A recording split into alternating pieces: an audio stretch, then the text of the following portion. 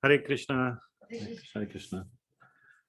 Welcome to the Bhagavad Gita class. And we will get started right now. 1 second. Okay. So first we will start with our Mangalacharan prayers. And I will share my screen.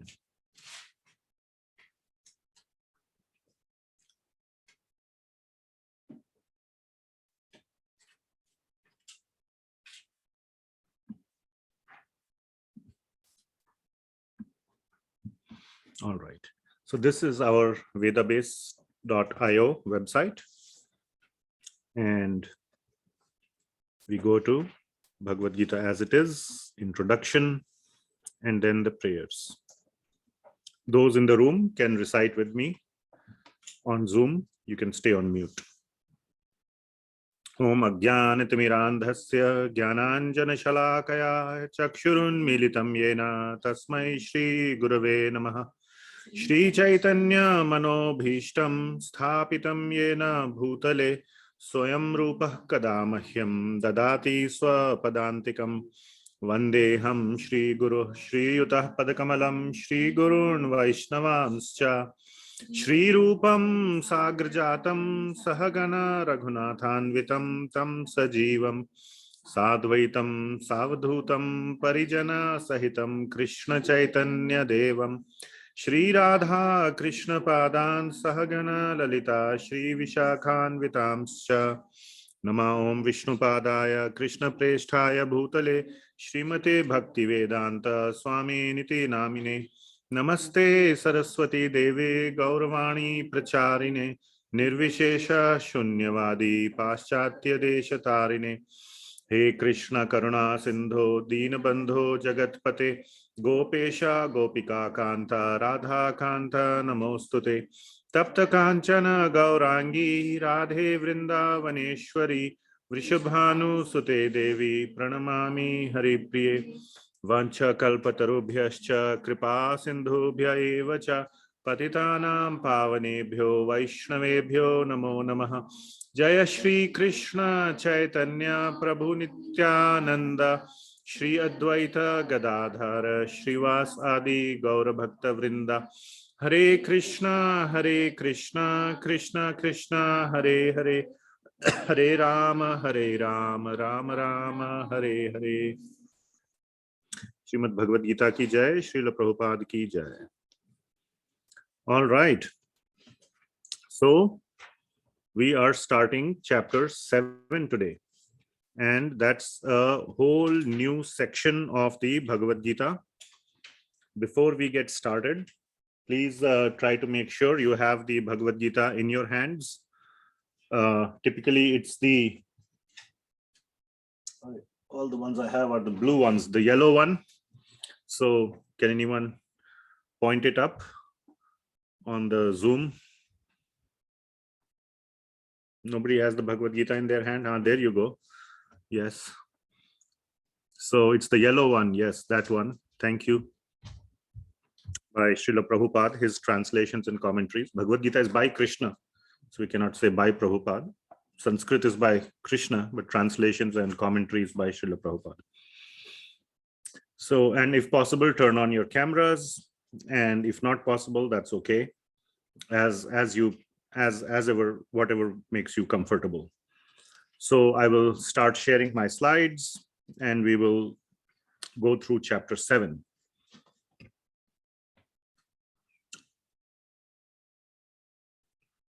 Hold on.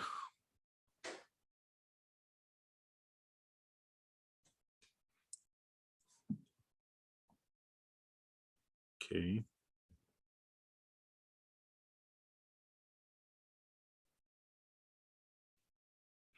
And a special announcement for those in Portland. If you are in Portland, you live close to where we are, you might want to come in person. And today we are planning to kind of have a little, just an offline after class discussion kind of thing. To, it's better to do in-person discussion as well, in addition to online. So those who can do it, great. If you can't, that's fine. But that's an additional sort of a incentive for those who attend in person. They can give feedback whether they liked it or not, and we'll see how to, continue with that. We would want to continue, but depends on your interest. Okay, so if you want to make it here at 7 o'clock or at 7:10, you're most welcome after attending it online. You don't want to miss the online part. If you're there already, just stay where you are. If you want to come over, most welcome to come over. Okay, so here we go. We are going to start chapter 7. And this is a whole new section of the Bhagavad Gita. So Bhagavad Gita has 3 main sections. I gave a sort of a hint or a very quick idea about it last week. And it's divided into 6 chapters each. So Bhagavad Gita has how many chapters? 18 chapters. Divide it into 6 chapters each. That makes it 3 sections. The first 6 chapters focus on jiva, who we are, and the main focus was us. As you can remember, the soul, how we think, how we act, there was some interaction with Bhagavan, our interaction with the Supreme, and our interaction with the material world. Prakriti means material world. Okay. So that was the main focus of the first section. Now we go totally into the spiritual domain, which is Bhagavan. And the focus of the next 6 chapters is Bhagavan. And not just Bhagavan, our interaction with Bhagavan as well, jiva and prakriti. Bhagavan's interaction with jiva, Bhagavan's interaction with prakriti. You can come forward if you want. You kind of will be on the floor. Yeah. Okay, and the last 6 chapters will be on prakriti, and prakriti's interaction with jiva and Bhagavan. So now, as you can see, from jiva, we all understand a little bit about ourselves, even though we have not been able to implement, even before you came to the Bhagavad Gita class, you all kind of had some idea that, we should keep our ego aside. Sometimes your husbands might have told their wives, the wives might have told their husbands, hey, keep your ego on the shelf, isn't it? So ahamkaara was a big part of it. So we all kind of understood now Bhagavan is a whole new topic, and Bhagavad Gita is centered around Bhagavan. That is the missing piece, which in the material life, we don't consider. Many people don't consider. Now, many of us have an idea, and we'll get a very, very clear idea from the Bhagavad Gita about Bhagavan as well. But in day-to-day interactions, in the office itself, some people say, hey, keep your ego aside. So that part was sort of understood. Nobody says, hey, if the project is not going well, the whole team doesn't come and pray to God. So that concept is not very obvious. So Bhagavan is a whole new concept that we will understand from the Bhagavad Gita as we go along through this entire section 7 to 12. So now I want to tell you one thing. We are going into a very, very important section. Okay. Please listen very carefully. Very, very carefully. Okay. Very carefully, you must listen.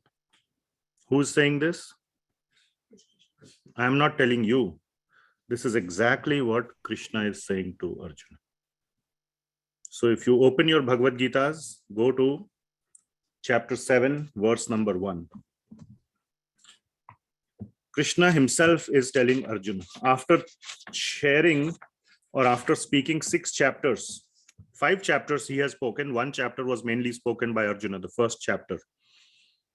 So he says the last word of 7.1 is What's the last word? Tat shrinu. Now listen. Shrinu means listen. So listen very carefully. That is what Lord Krishna is saying. Okay. Why is he saying that? I will cover it in just a second. But how to listen, he is explaining. Okay. So this is a very important verse. Mai asa. So we'll go. I like to recite the verse and we'll do a little bit. This is the most important section of Bhagavad Gita 7 to 12. Mai asakta manah partha yogam yunjam madashrayah asamshayam samagram mam yatha gyasasi tat shrinu. So tat shrinu, this you must listen now very carefully. And how you must listen? Mai asakta manah. Man, our mind. Mai asakta. So right here in this verse, from 7th chapter all the way to the 12th chapter, you will find so many instances of mai, mama, aham. It's just full of that. Now Krishna is just going to open the floodgates of not talking about God, about him, but he is God. And he doesn't feel shy. We like to feel shy. If you'll kind of have some, we all have some humility, humbleness. Oh, no, I'm not that good. Thank you for, if I say, Prabhu, you're so nice. No, it's okay. I'm not that good. So we feel shy. But here, Arjuna or Krishna is not holding, he's not trying to be artificially humble. He is more interested in all of us understanding who he is. And he is God. So he's not holding any, having any concerns about that. So he's saying, Mai asakta mana, with your full attention to me, mind attached to me, asakta, mind attached, completely full attention on me. Now listen.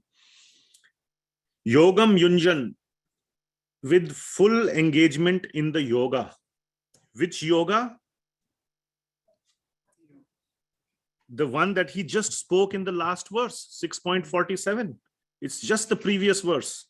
There were no pauses on the battlefield. Oh, now chapter 6 finished. Let's take a break, come back. Next week, we'll talk about chapter 7.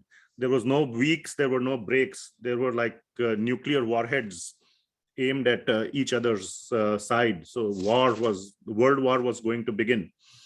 And just before that, Lord Krishna had said, Yoginam api sarvesham, among all the yogis, sarvesham, mad gatena antaratmana, the one who in his heart and mind has me, mad gatena antaratmana.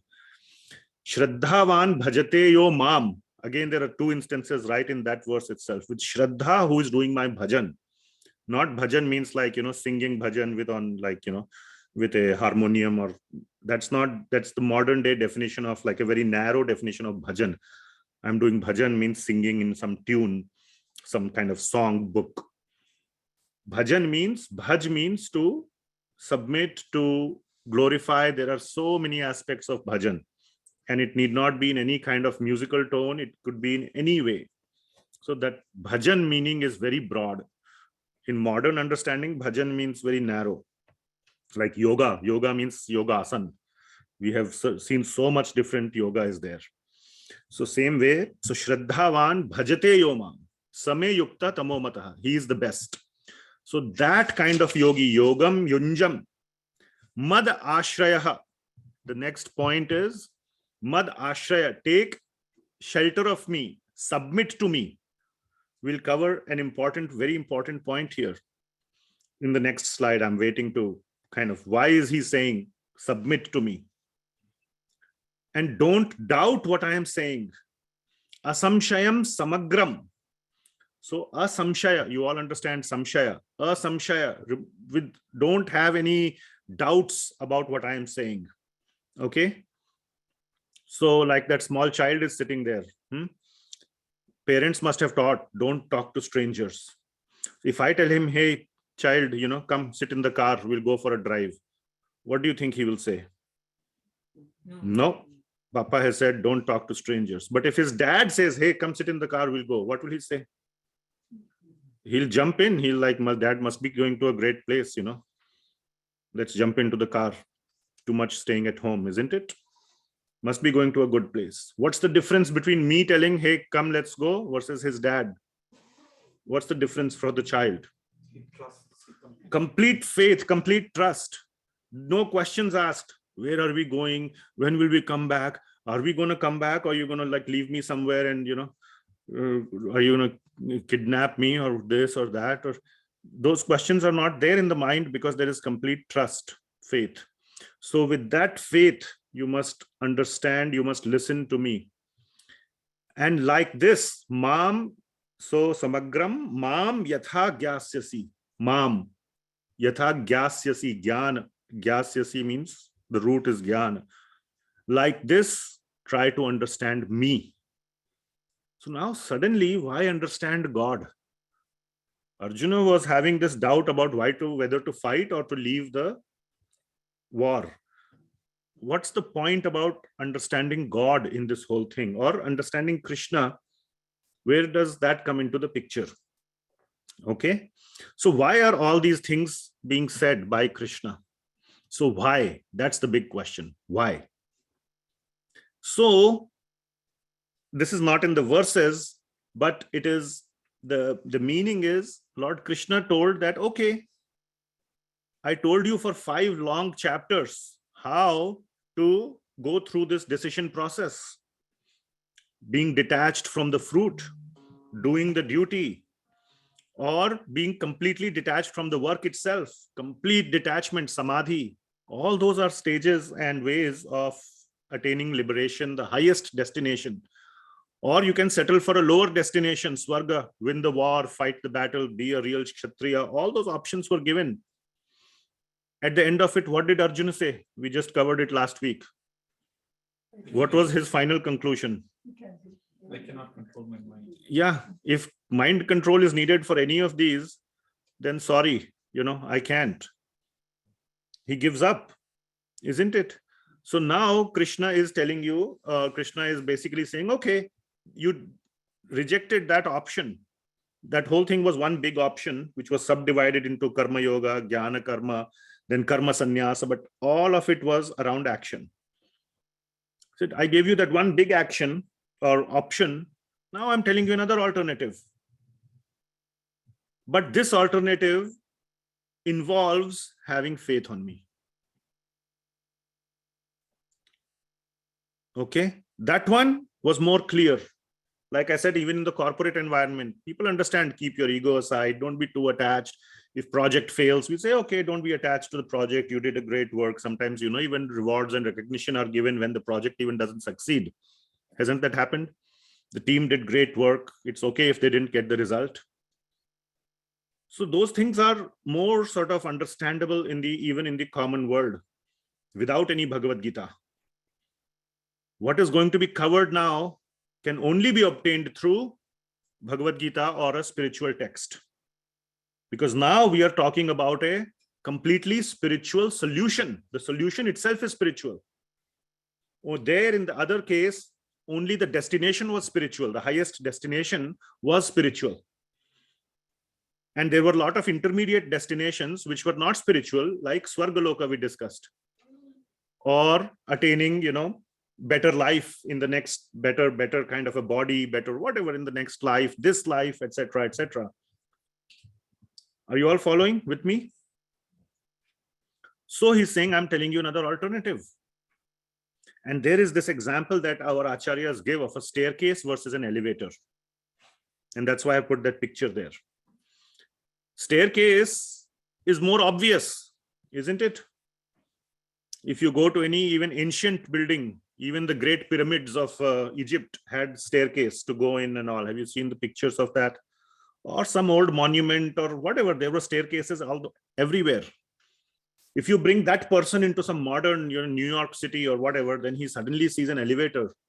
You press a button, you go in, suddenly, you end up at the top. Wow, magic. Isn't it? And sometimes, even a child hesitates to set foot on the elevator, isn't it? No, where am I going? I saw this movie, some movie where, a child was, it started off, it was some aeroplane movie where the child, was first time he's taking a flight, aeroplane. So he didn't want to step into the aeroplane. The air hostess spent 5 minutes talking to the child and all, and then the child stepped into the aeroplane. Which movie was that? I don't know. Some aeroplane movie. The whole movie was about some aeroplane thing, whatever. So that faith is needed. So that's why, and that's the fast track. Once you know that track and you know you have to go to the 100th floor, anybody here who will take a staircase? Even if you want to, have good health, maybe 10 floors you will go by staircase. Then you will say, okay, finally, I'm just taking the elevator. Isn't it? Yes. Yeah. So that is the alternative. It's the fast track. It's the elevator track to making progress. Even not only the destination is the 100th, the top floor. Even the staircase will take you to the top floor. But the journey itself is magical or spiritual. But it requires something that you cannot fully understand, you cannot fully fit in your mind today. Staircase, you can fit in your mind. Okay, I go step by step. All right. So that is the point that Lord Krishna is making. This I spent 20 minutes on, or 15 minutes on just the first verse. So that is very, very important to understand, to set the stage of the 7th chapter. And in fact, not only the 7th chapter, but the entire next 6 chapters. So we are entering into sort of a magical realm or a spiritual realm where even the journey is spiritual. And for that, we have to understand God.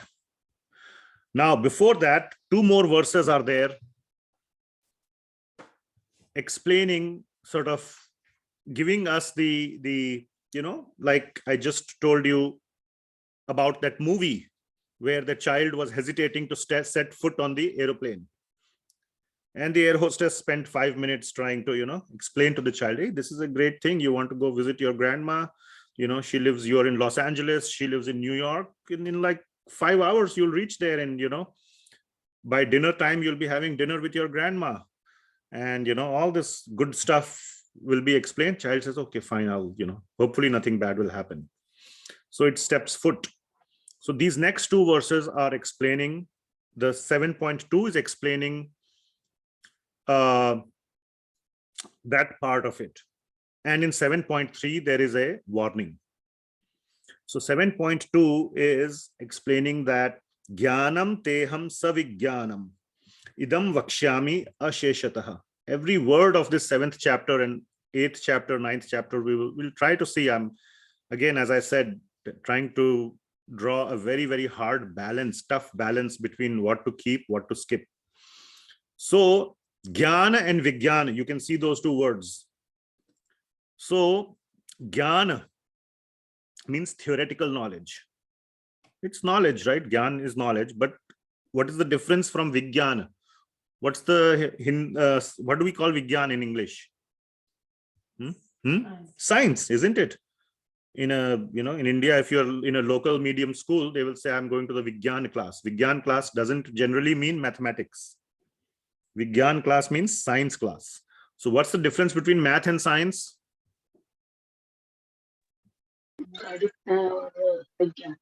Huh?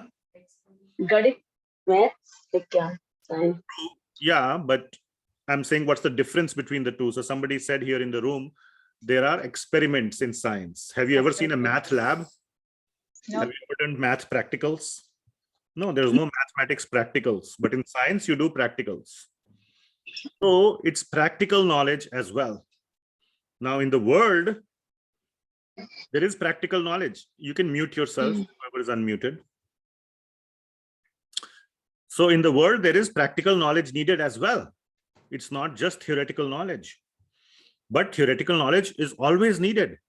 There cannot be just practice, because then you're driving the car by trial and error. Yes, you can only practice. Like we gave this example, I think we gave it in this class. You have this modern new Tesla car. It comes with a 2,000-page manual. And the more better you read it, the more, Even my little SUV, which is a little bit more advanced, it's not a Tesla, but it has all these features. And my son, who is very technical, I told him of a little cool feature. He said, wow, I didn't know that feature exists. I'm like, yeah, I've read the manual. You didn't read it. So, he was like, oh, wow, this feature, I'm going to use that feature now. So, when you read the manual, you can make better use of the instrument. So theory is important. We must never neglect the theory. But we all understand from all our science practicals that practicals make us understand the theory. Okay, that's why even in the job market, experience counts. How much more experience you have, because that much more practice you have done. So that is what Lord Krishna is saying. And the other thing he's saying is that yad gyatva neha bhuyo nanyad. That yad gyatva, upon knowing this, nothing else will remain to be known. Wait a minute. In the 7th chapter has only 30 verses, 30. It's like 5% of Bhagavad Gita verse-wise. 730, approximately 5%. All the knowledge is there. And I can tell you, I have read Bhagavad Gita a few times over the last 20 years. I can tell you that is a true statement. At a conceptual level, not like every little detail.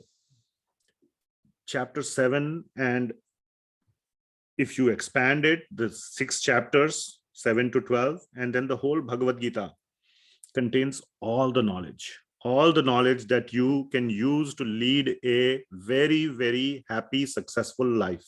And even after life, wherever it is, in the spiritual world or material world. So it contains everything. So that is what Lord Krishna is saying. Yad gyatva neha bhuyo anyaj. Anya means nothing else will remain to be known. So that is the, that's the importance, that's the significance of this knowledge of Bhagavad Gita. There's a but, which is in the next verse, 7.3. Not many people will want to learn all of it. Okay? Not many people will want to learn all of it. So Lord Krishna says here, Manushyanam Sahasreshu. What is Sahasra?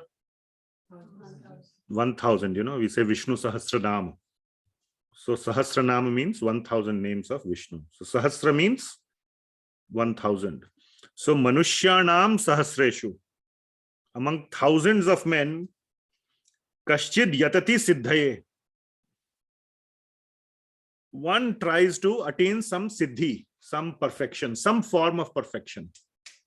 Okay, which means through any of these methods that we discussed, chapters 1 to 6, or whatever methods one may try. Yatatam api siddhanam. Among those siddhas who are, seriously trying, Kaschin mam veti tatvataha.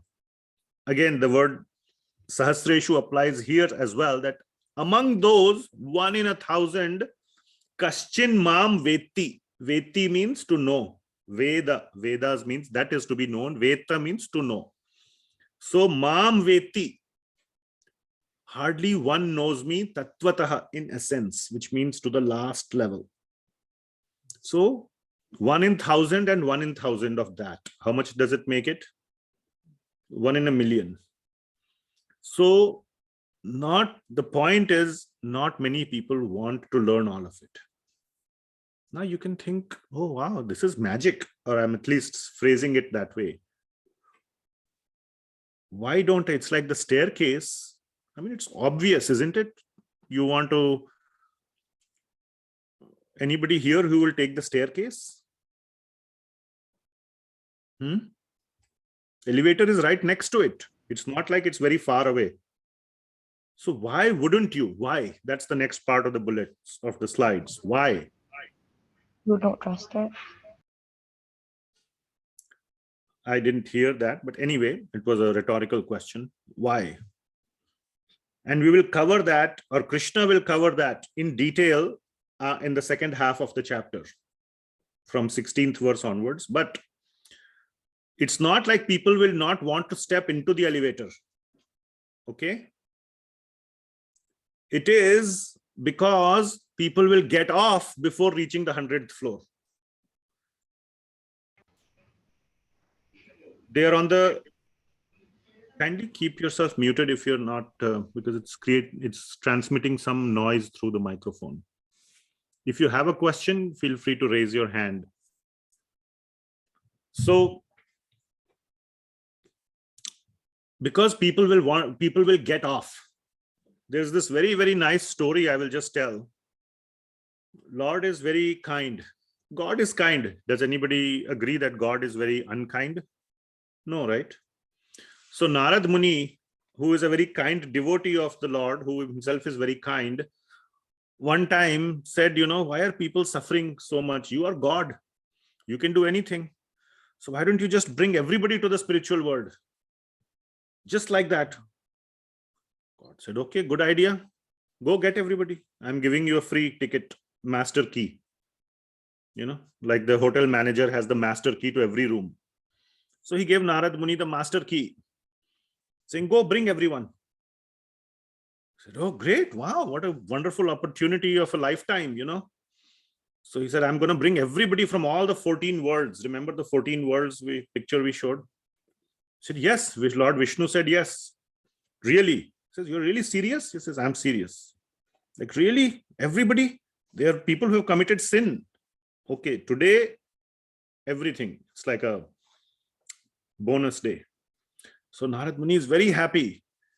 And he goes to the last Patal Lok. And then he says, come on, everybody will go to Vaikuntha. God has given me this master key. Everybody is like, really? I'm suffering here so much. Oh, great. Thank you so much. Come on, follow me. We are going to collect all the people. We'll go. So they all follow him. So like that, he goes to the next level, makes the same announcement. Everybody is happy. Okay. And then he goes to the next one. And then, everybody is so excited and all that. Finally, he reaches Vaikuntha like this. And he says, thank you, my dear Lord Vishnu. You are so kind. See, I have brought all the living entities from the material world to you. Lord Vishnu is not, excited. He's looking here and there. He's like, aren't you happy? Like, I would be happy if you brought someone, but I can't see anyone here. And then Narad Muni looks back, he was so excited. He'd never looked back. He just thought everybody is following him. And when he looked back, there was nobody. He said, what happened? Everybody, was so excited. They were following me. Then he goes back and what he finds is that the people who began to follow him, when they reached the next level, they found that those conditions to be so much better than the previous one. They said, oh, we'll just stay here. Who knows whether this guy is, telling the truth or not. Now, at least we have come here. This is good enough. So we'll just stay here. Why you have to follow this fellow? He has brought us till here. Maybe he has some ulterior motive, maybe whatever. We'll just, camp out here itself. So like that, everybody kept thinking, and finally nobody ended up in Vaikuntha. So you should think, again, that was a funny joke. Okay. I don't know if it is there in any Shastra. Maybe it's there. But it has been told by many, many devotees, and it makes very good philosophical sense. It conveys the point. The point to be conveyed is, and I have seen this personally in my own experience. Some people, they come, they attend classes, they are doing their japa, they are reading the books, they're coming and being very serious. And 6 months later, never to be seen after that. Why? What happened? Oh, I was looking for a new job and Krishna is so kind. I got a new job and, I have to focus on the job. So I'll start, I'll come again, but I really need to focus here right now. Or something like that. It's more refined and a more sort of realistic, practical way of saying the same thing that those residents said. And then they camped out at the next level. Bhagavad Gita is not just to make our life a little bit better. It is to take us all the way to the spiritual world. So what it is saying, Kaschin Mam Veti Tattvataha. So you may end up knowing little bit about Krishna, but not all the way. Tattva means the essence fully. Are you following? But they are the ones who go to the spiritual world. Otherwise, yes, you can use Bhagavad Gita, will definitely help you to improve your material situation a little bit. Definitely. But that's not the purpose. Then you are like, misusing the Bhagavad, not misusing, you're not making full use of it. Okay. So that is the problem. The second point here is people find it very, very hard to, this requires some submission. All the other previous method discussed till chapter 6 were based on your own strength,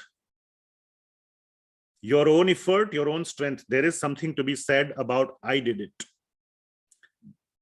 What happens in submitting to Krishna in bhakti, you have to really declare, I am incapable. That's what you have to kind of internally, you have to declare it to yourself, which is what Arjuna did. Sorry, Krishna, I can't do it. It's impossible. And then we have to, and we will see here later on in this chapter, in this section, Arjuna finally, for the second time, he will surrender. First time he surrendered in 2.7.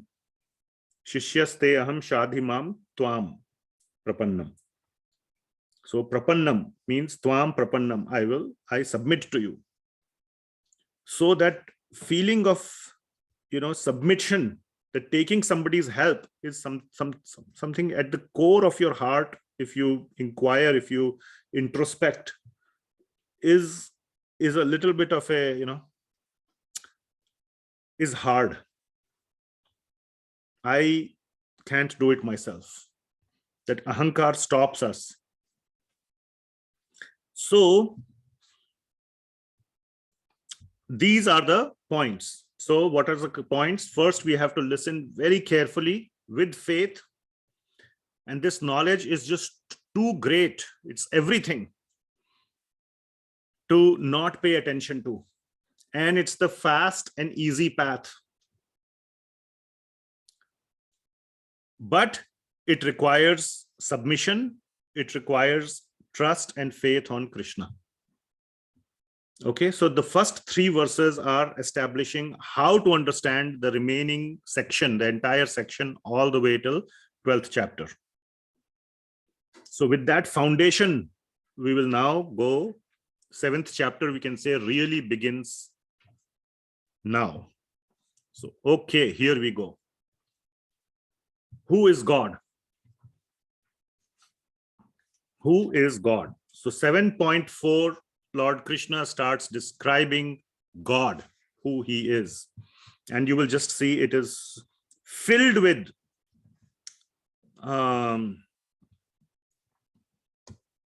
mam, me, aham, mai, mama, all these things. I was going to give a project to somebody. Maybe somebody here can take that project. To count, specifically count the number of times from 7 to 12. How many times Lord Krishna is referring to himself? The count is approximately 500.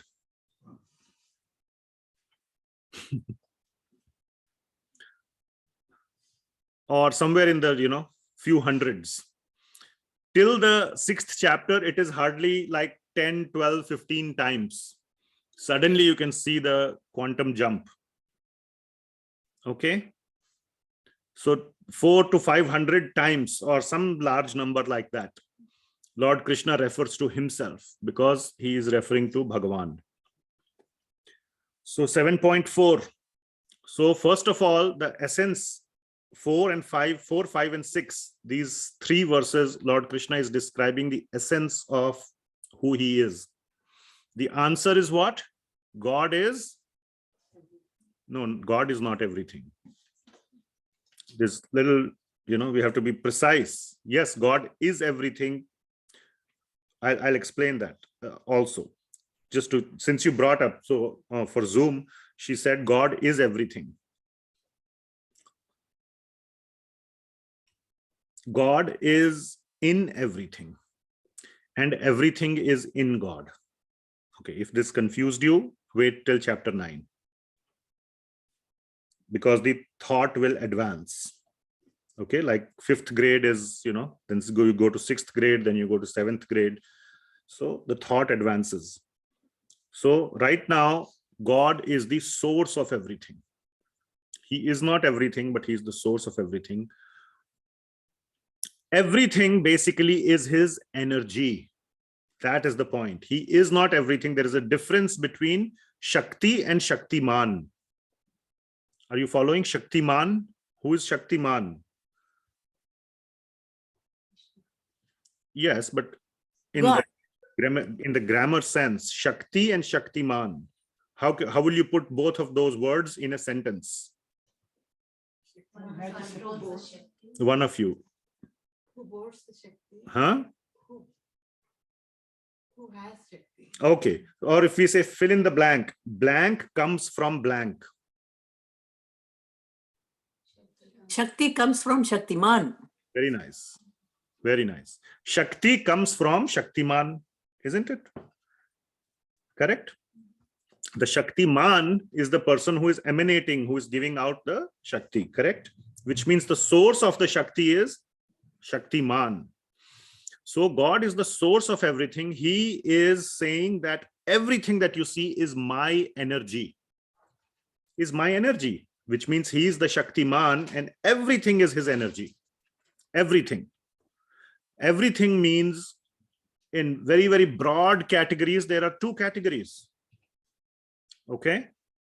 What are the 2 categories of his energy? Material and spiritual. Both are his energies. Okay. Now, spiritual energy cannot be further subdivided. Now, there are further subdivisions, but that is a PhD topic.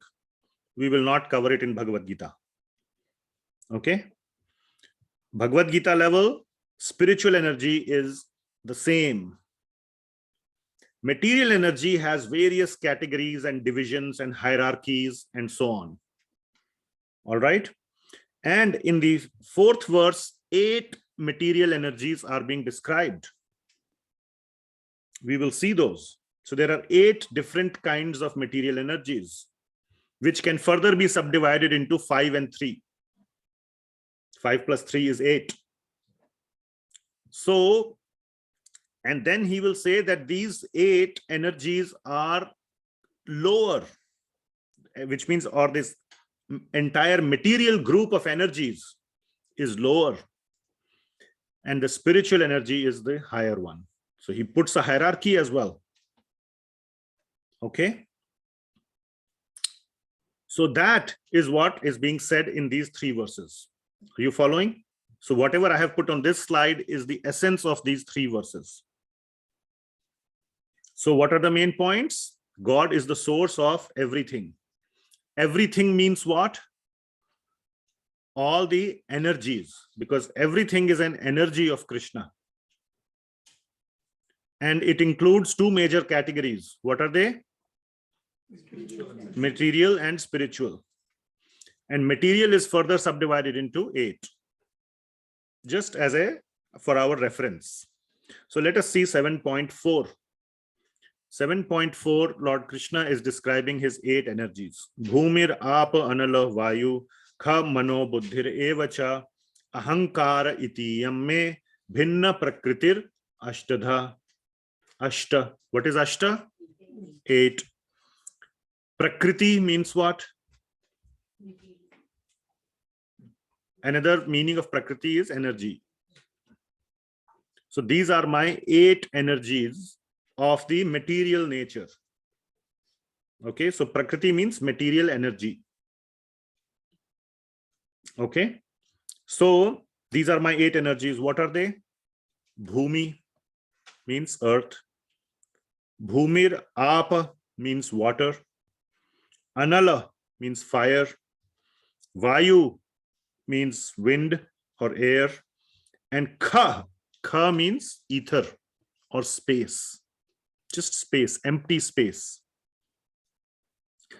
These are the 5 what you call as physical elements, 5 physical elements. Can you see, which you can see and touch? Okay, now I'm sure some smart person will ask about space. How can you see and touch empty space? I'll give an answer if you have. So anyway, which you can see, touch, perceive. Even with, you may have to build instruments, physical instruments to see, perceive, touch. But you can see, perceive, touch. Then there are 3, so these are known as 8 physical energies. Then there are 3 subtle energies. Subtle means there cannot be any instrument, as we call it, like a science instrument, equipment. Man, buddhi, ahamkaara. That is the mano, buddhir evacha, ahamkaara iti yamme. So man, buddhi, ahamkaara. These are also material energies of Krishna.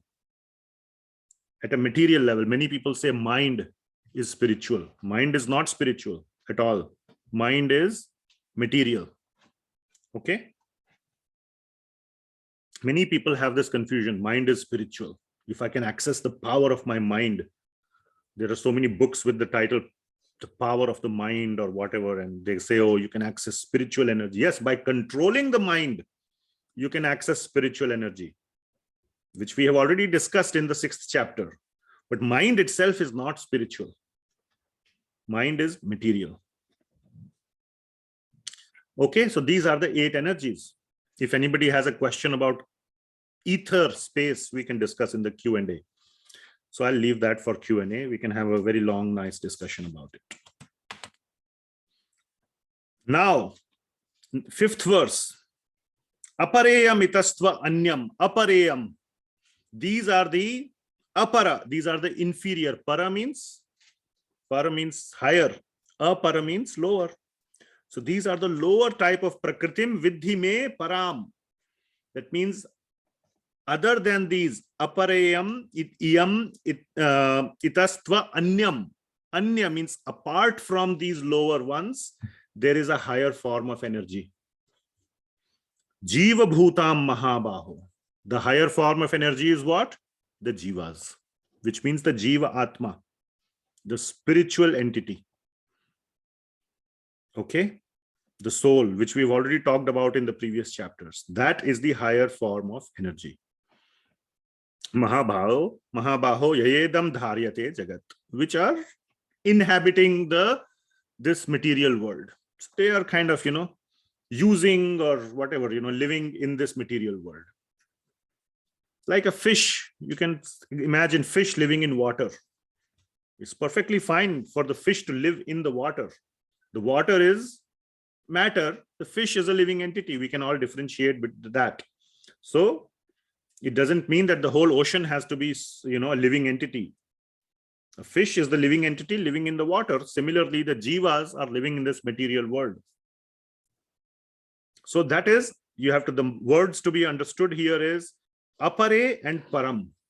So there is that difference. These are the apara, the lower ones, and the higher one is the jiva. So 9 different energies have been described. Are you clear? What does that leave? Who is left out now? What is left now?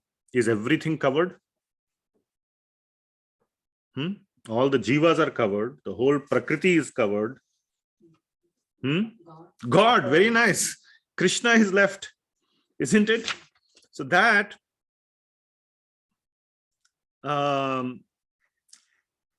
is being covered in 7.6. And there Lord Krishna is saying, I am the source of both of these. So he is separate. Even though he is fully spiritual, but he is still separate from all these 9 forms of energy. Okay. So that is what is being said in 7.6. Okay. What's going on here?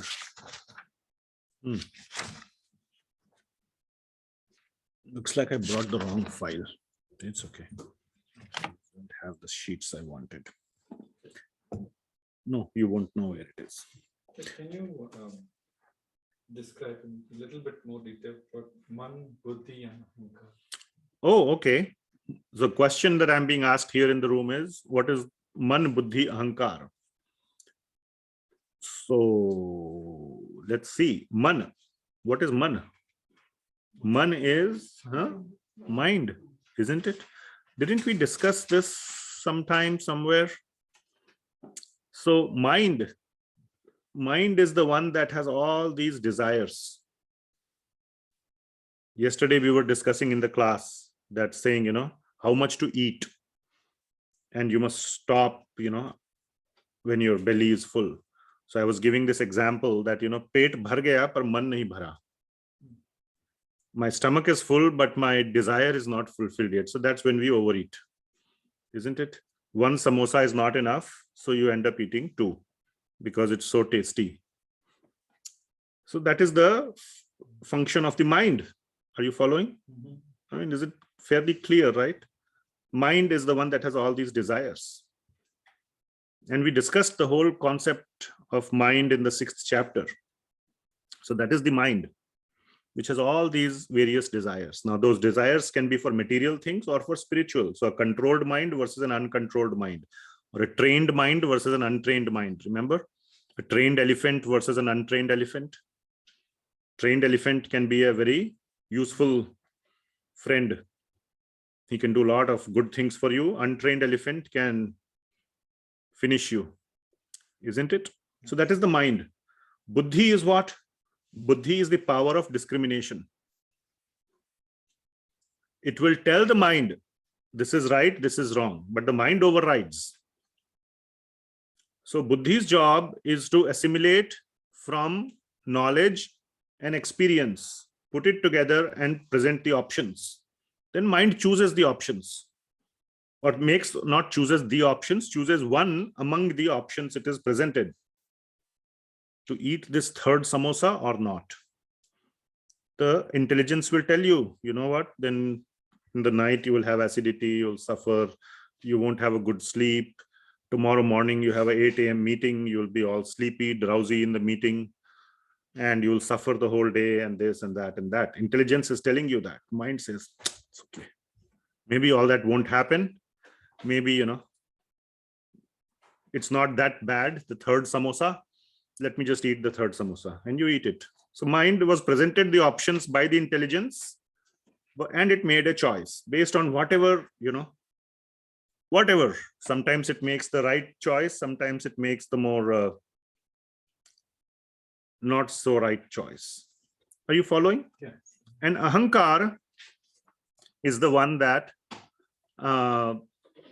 finally is our ego. And if somebody, even the mind and intelligence gang up and say, no, we should do this. And if it causes us to bend a little, then it comes in the way. It says, no, how can I do that? Both are saying, let's do this. It's okay. But our ahamkara is unwilling to bend. So for the most severe scenarios, it's like the veto power. Both the Senate and the Congress, whatever, the House, send a bill to the president. President doesn't like it, he vetoes it. Doesn't like it. So, ahamkara is the last one standing. So it is our ego. So any of the choices that impact our ego, that shake our identity. Now, this will make sense if you have done the exercises we gave in the first chapter to identify your identity, or, the sense of who you are. If the choices and all don't impact the sense of who you are, then the ego, the ahamkara, will stay quiet. It's okay, you can make this choice, that choice. That's all about training the mind. Okay. But if it impacts that, then the ahamkara stands in the way. Okay. Yes. And how do these three relate to the brain? How do you relate?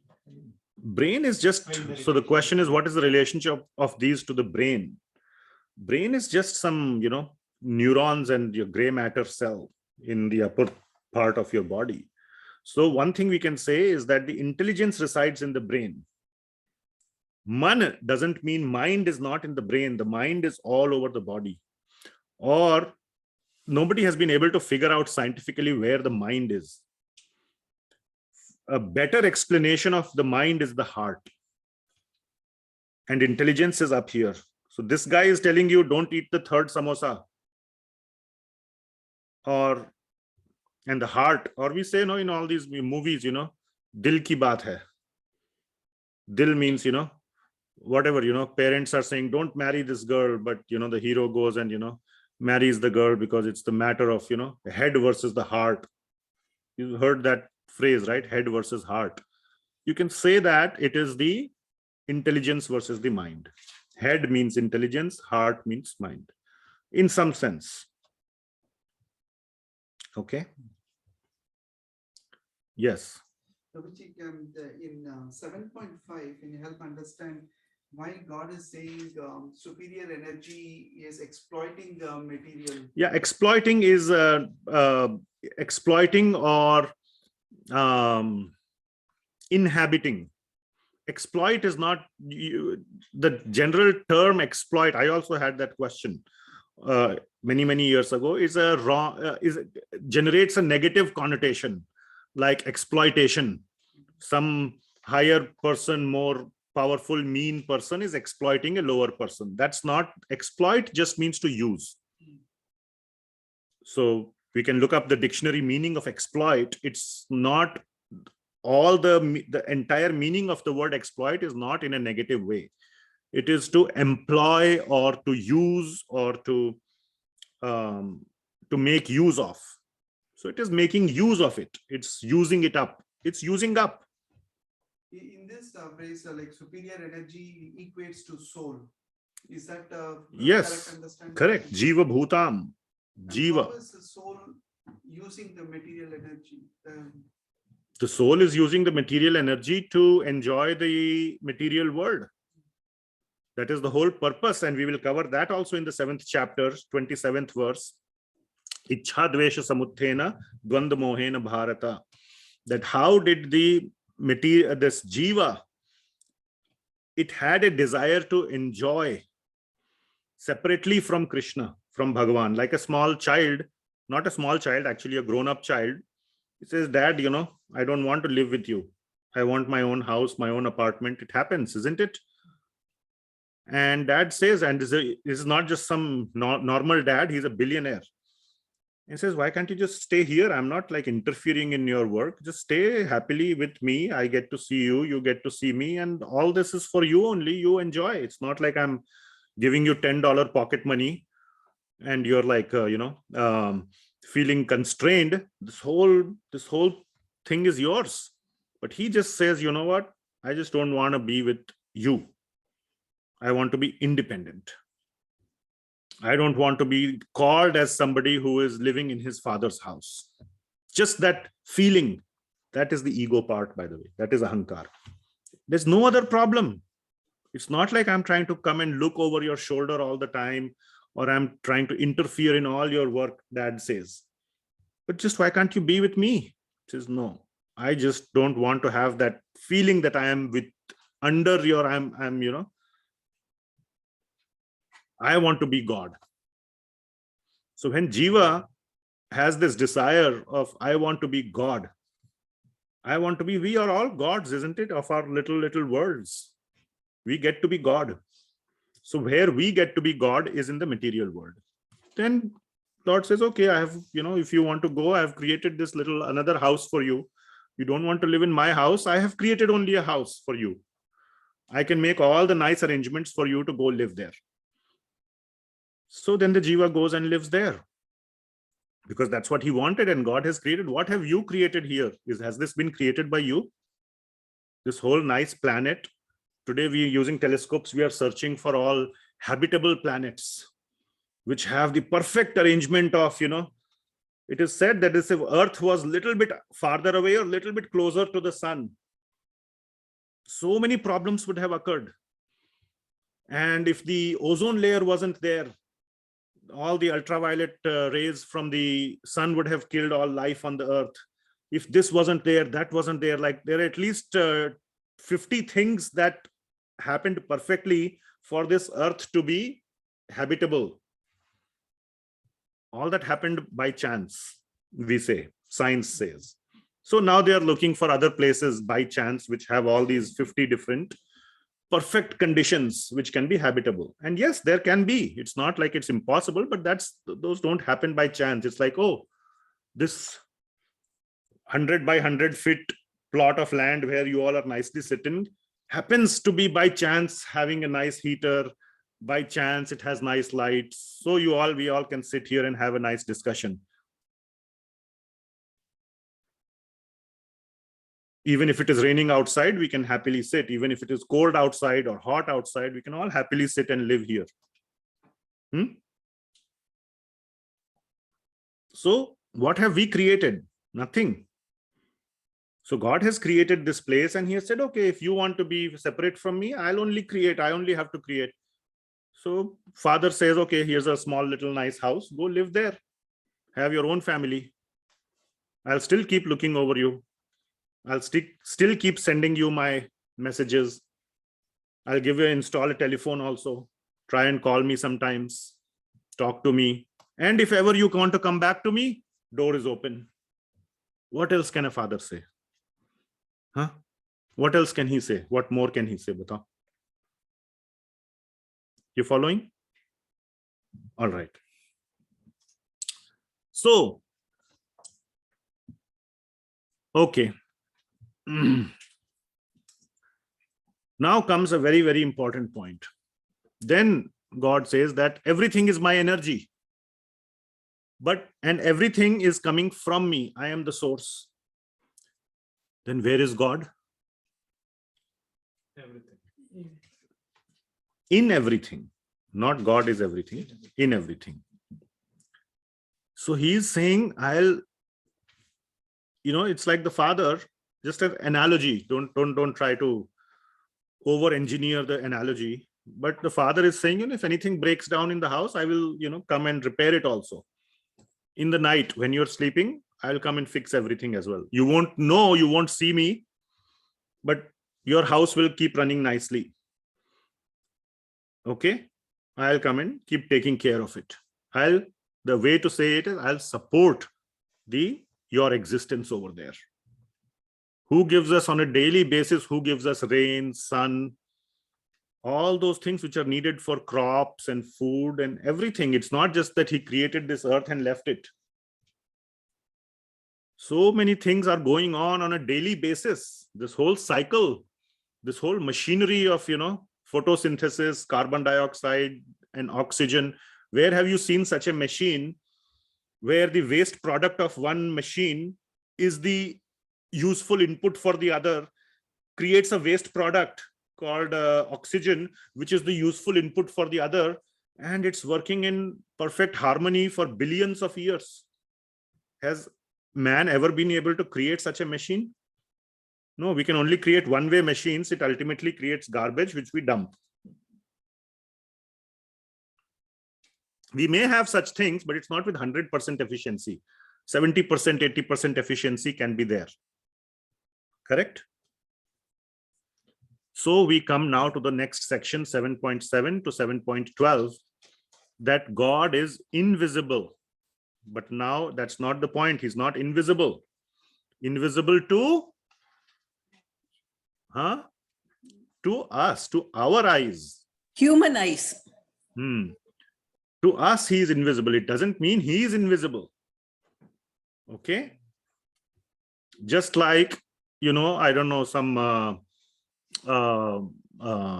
like smells.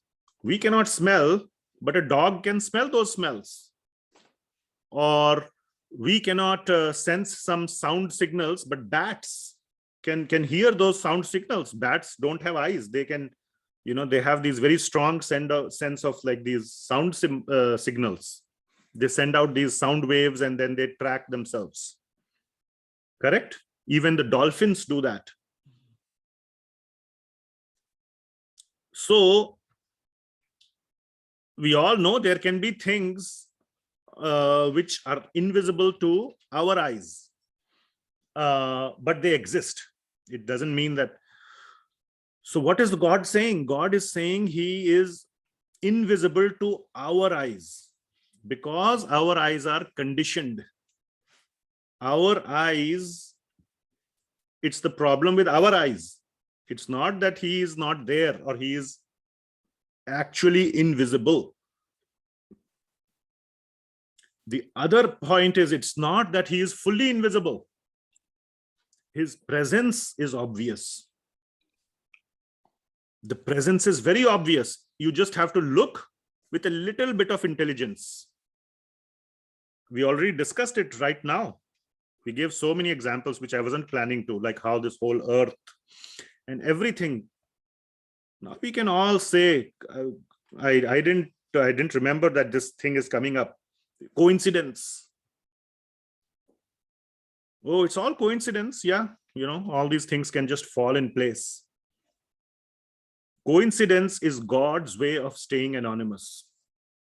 Because we want him to be anonymous. It's not because he wants to be, he gets some, juice or some, sadistic pleasure out of staying anonymous. That is also not the case.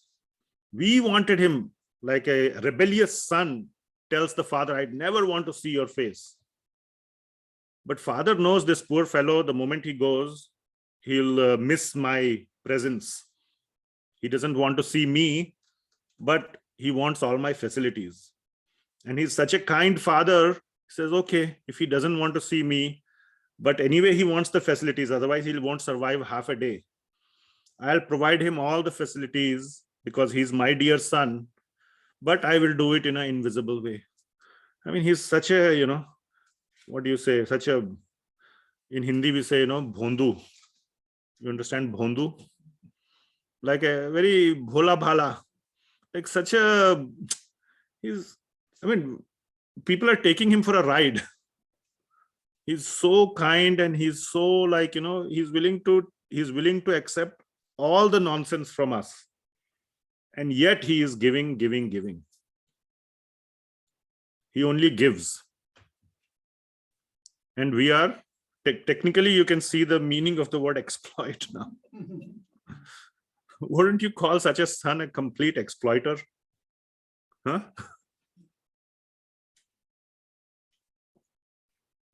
So his presence is obvious, even though he may be invisible. And it's pretty obvious. And this makes us kind of link back to that whole concept of Brahman, Paramatma Bhagawaan. This, like, for example, this whole country is functioning nicely. If at least, again, I don't want to, if the road is bad or something in a week, you see it automatically got fixed in the night. Some workmen came and fixed it.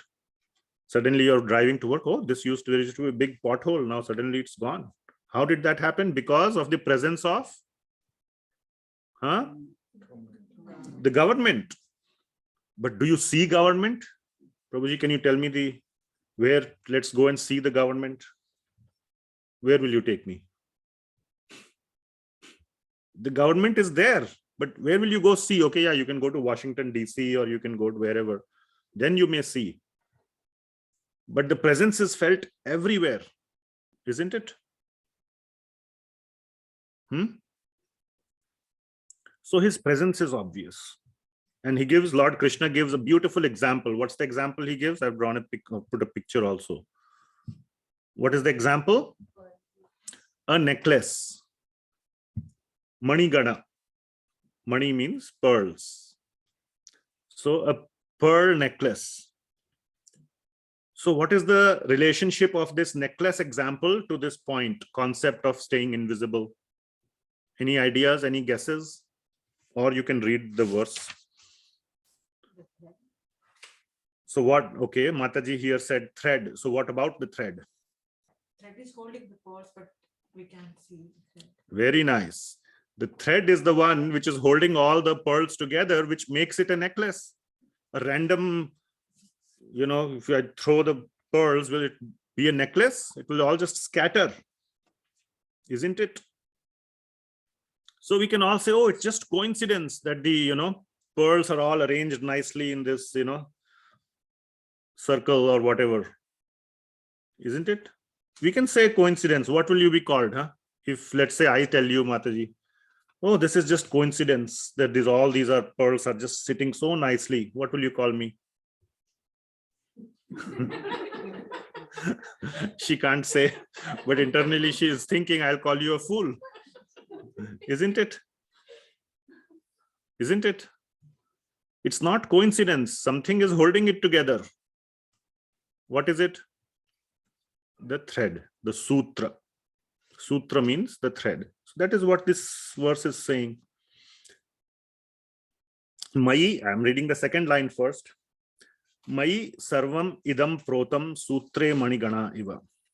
So what it means is that Mai sarvam idam protam, which means that I am that supporter of what? Sarvam idam. In this spiritual and material world, sarvam. Sarvam refers to everything. Mai, on me, everything is protam, means resting. I am supporting it. Just like sutre manigana iva. On the sutra, the pearl necklace, manigana, is being supported. Are you following? So on the sutra, so just by seeing the necklace, without seeing the thread, you know that the thread is supporting. Its effect is visible because the necklace is in proper shape. Otherwise, it would scatter. Just by the proper shape of the necklace, you know that there is a thread. Similarly, by seeing this whole arrangement in this material world and in the spiritual world and everywhere so nicely arranged, an intelligent person, like, if I say coincidence, then I'll be called a fool. So an intelligent person will deduce that that is not the case, that there is a reason behind it. And what is the reason behind it, or who is the reason? Mai, another Mai, one of the 300 instances of me, Mai, whatever. Okay. And then we go to the first line, which is the punchline of God. Punchline of God. Mattaha parataram na anyad kinchid asti dhananjaya. Please try to understand. Dhananjaya is who? Arjuna. So we'll leave out that word, my dear Arjuna. And now the God is describing himself. What is God describing? So this is the definition of God. God will describe himself few times in Bhagavad Gita. This is one of the places, 7.7. If you are asked, where does God say he is the greatest? 7.7 is your first answer. Mattaha parataram. Parataram means greater than. Mattaha, another instance. Than me. Greater than. Na anyat. Na anyat means nothing else. Kinchit asti. There is. So let us put it back into English. This was the Sanskrit grammar or Sanskrit language. And usually,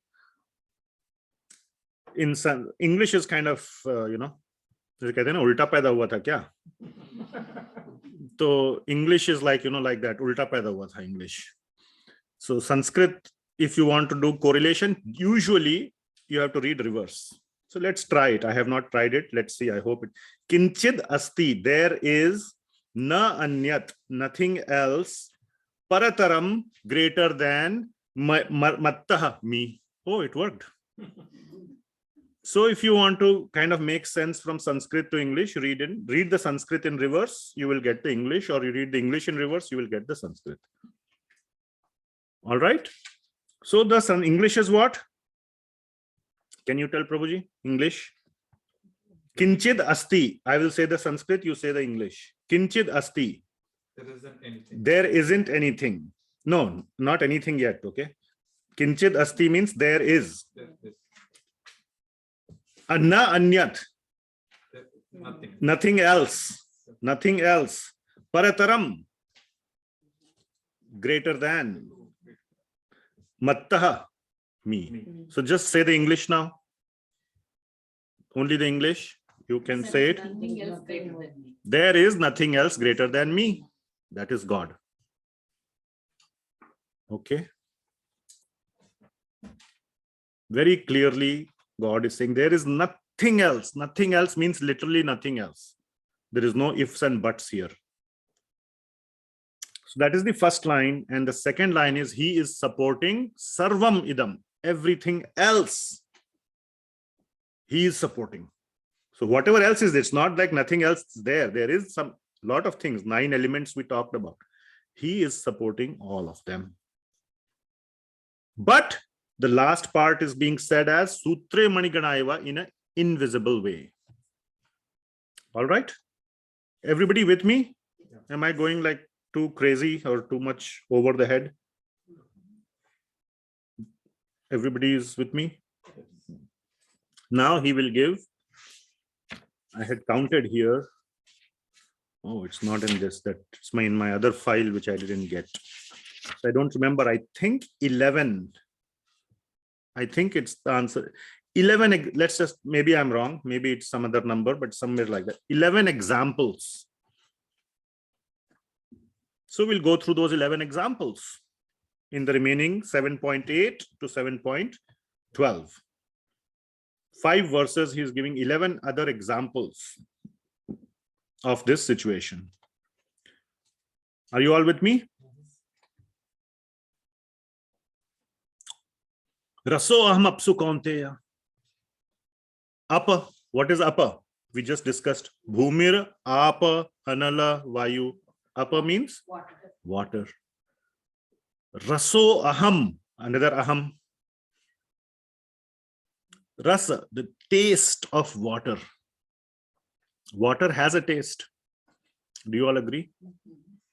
If you don't agree, then go to Las Vegas and drink water from the tap.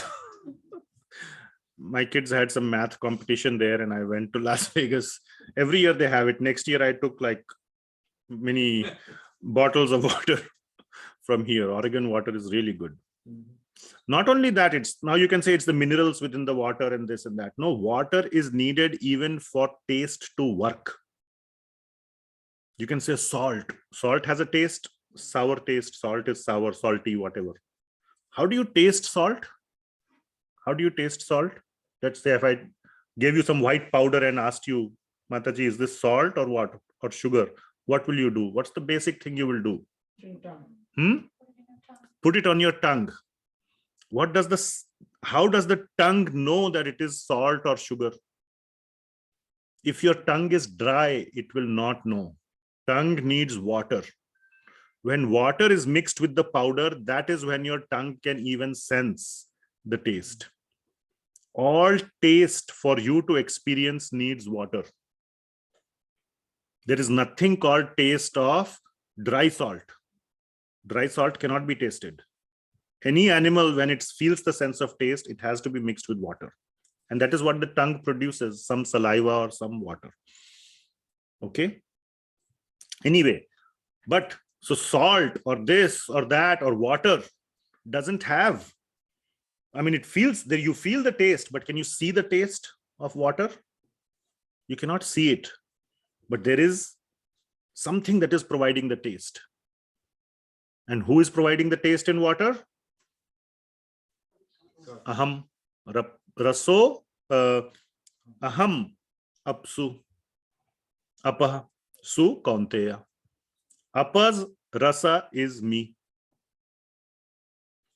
Okay, so like this, you have to understand all the remaining examples. We'll not do this detailed surgery of every other example.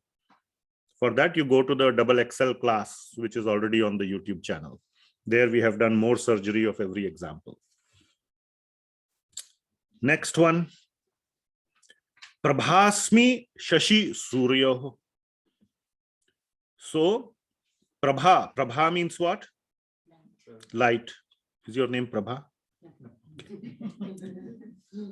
Shashi and Surya. I am the light. Can you see the sun?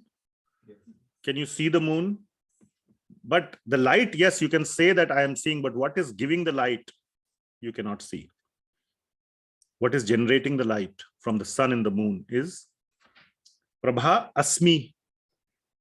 Another way of, another word, it needs to be counted in your list of Asmi, I am.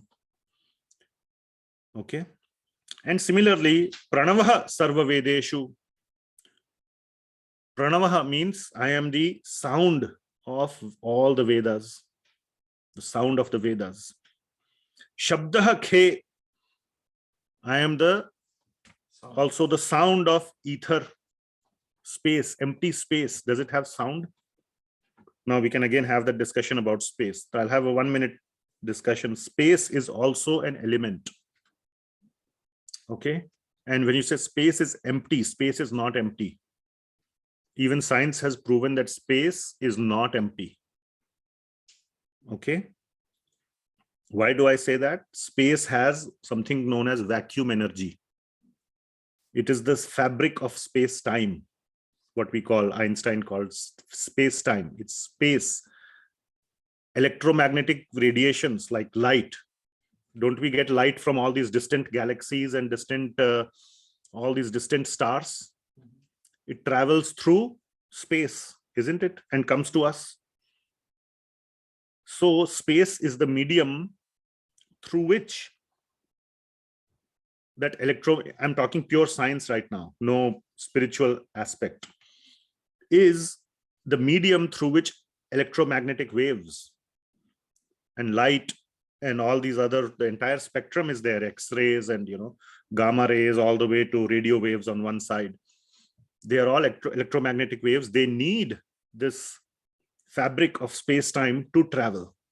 That space is what space is. Therefore, it's an element.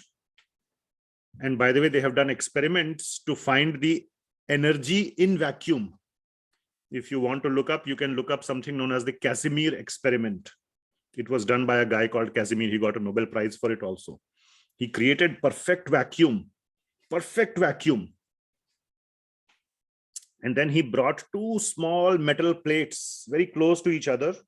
And he proved, first of all, in a closed vacuum chamber. And it was vacuum, like 100% vacuum. Those two plates then came closer and stuck to each other.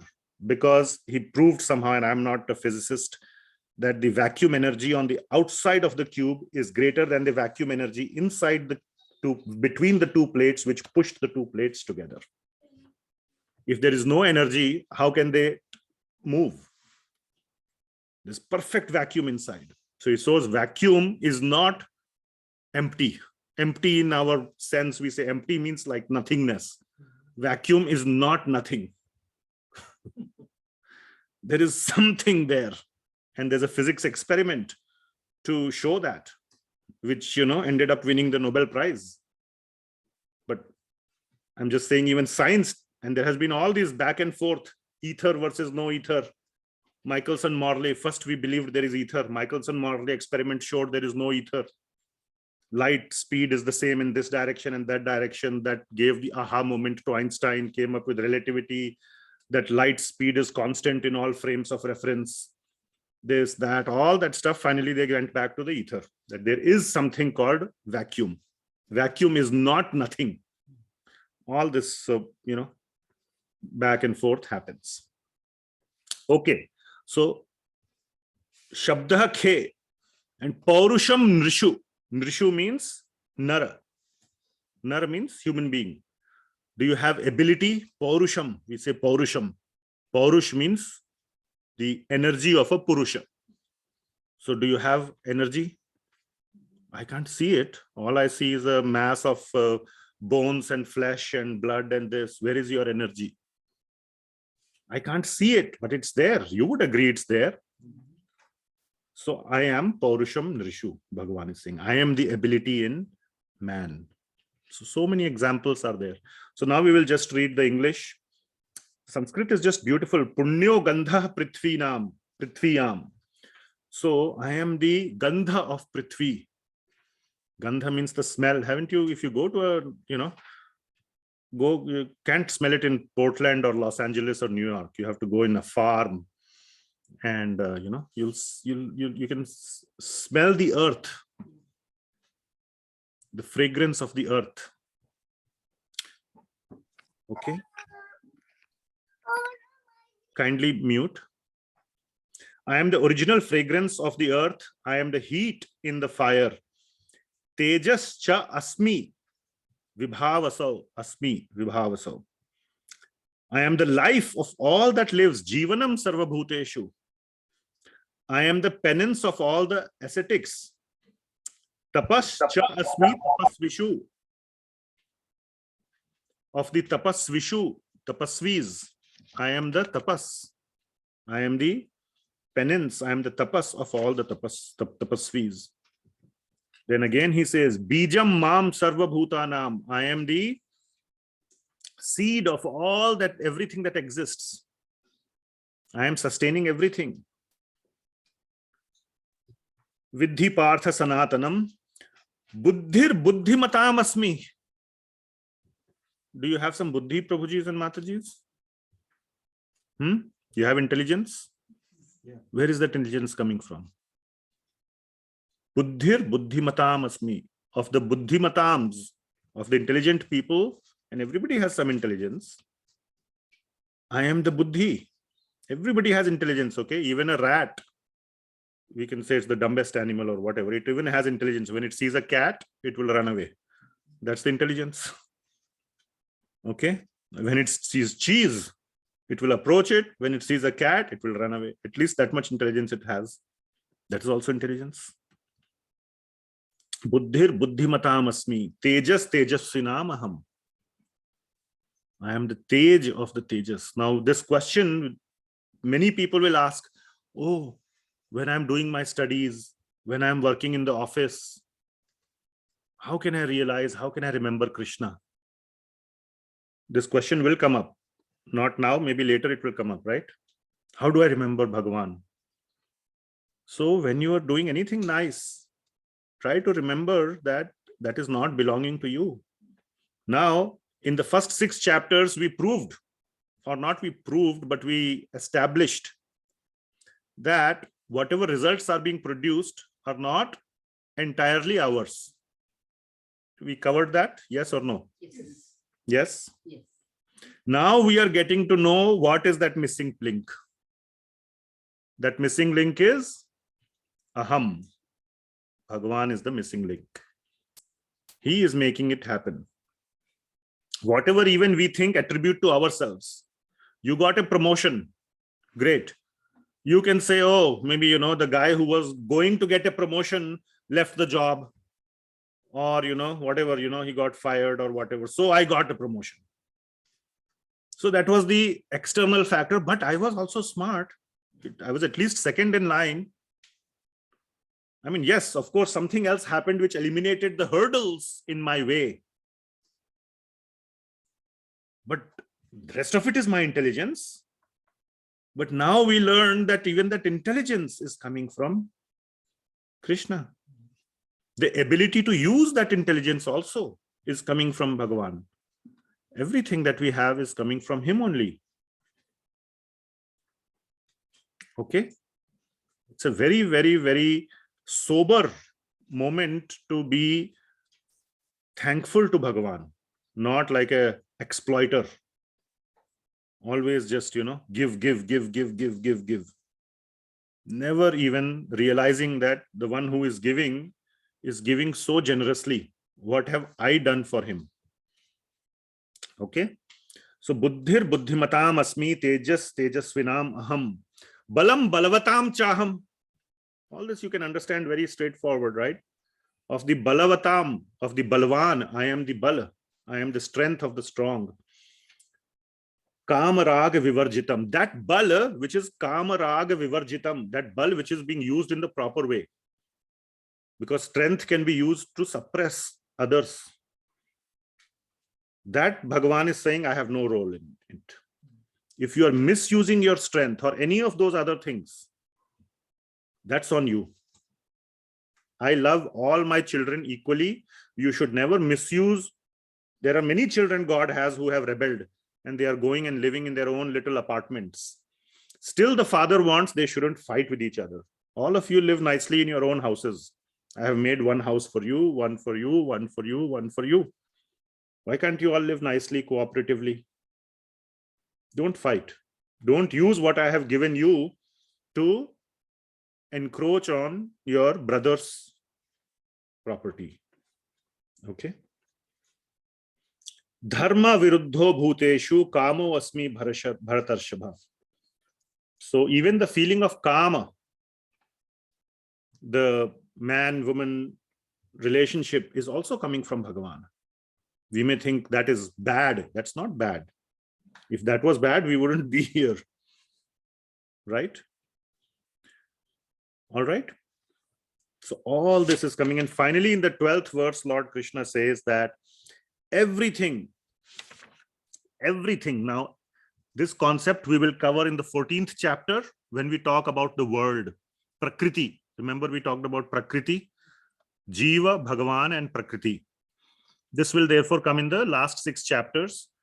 That we discussed how many material elements in this chapter?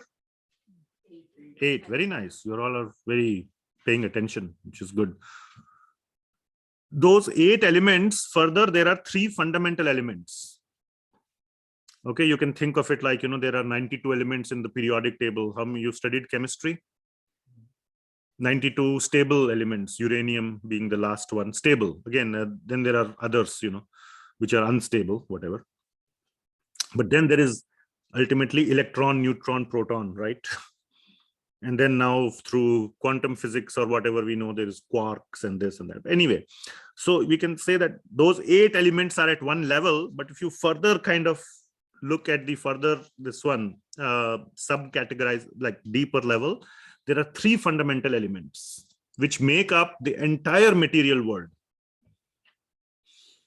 And those 3 elements are the 3 modes, or what are known as the 3 gunas. This is just a technical topic. Don't break your head on it. This is a beginner level course, so don't get too hung up. I'm just trying to explain the 12th verse. And those 3, the names are Sattvika or Sattva, Rajas, and Tamas. So these are the 3 fundamental elements which make up everything else in this material world. So ultimately, Lord Krishna is saying in the 12th verse, basically, that even those 3 elements, Sattva, Rajas, and Tamas, are coming from me. Which basically, even though he has given these how many ever 11 or 12 examples, ultimately he's saying these are just examples. Everything, because he's now saying even, the electron, proton, neutron. So that's an analogy. So the Sattva, Rajas, Tamas is not electron, proton, neutron. Okay. Please don't. It's just an analogy. Okay. Is coming from me. So if I say electron, proton, neutron is coming from me, then is this iPhone coming from me? Yes, because this is made up ultimately of electron, proton, neutron. So basically everything that you see around yourself is coming from whoever claims to be that electron, proton, neutron is coming from me. You following? That's the most fundamental element. That is what is being said here. Ye chaiva sattvika bhava rajas tamasas chaye. Know that all states of being, be they of goodness is the English translation of sattvika, passion is the translation for rajas, and ignorance is the translation for tamas, are all manifested by my energy. Okay. I am, in one sense, everything. So Krishna is saying he is everything, but I am independent. That's why I said he is not everything. He's at the same time, he's independent. He is above these, that he will say in the next verse, 13th verse. That he is above all of these. I am not under the modes of material nature, for they, on the contrary, are within me. They are under me. They are under my control. So God can manipulate material energy. Completely he can manipulate. Okay.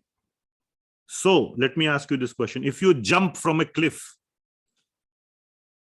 what will happen to you? Let me ask you, Mataji, what will happen if you jump from a cliff? Depending on the height of the cliff. So which means the gravity will act on you. And you will get hurt at a minimum.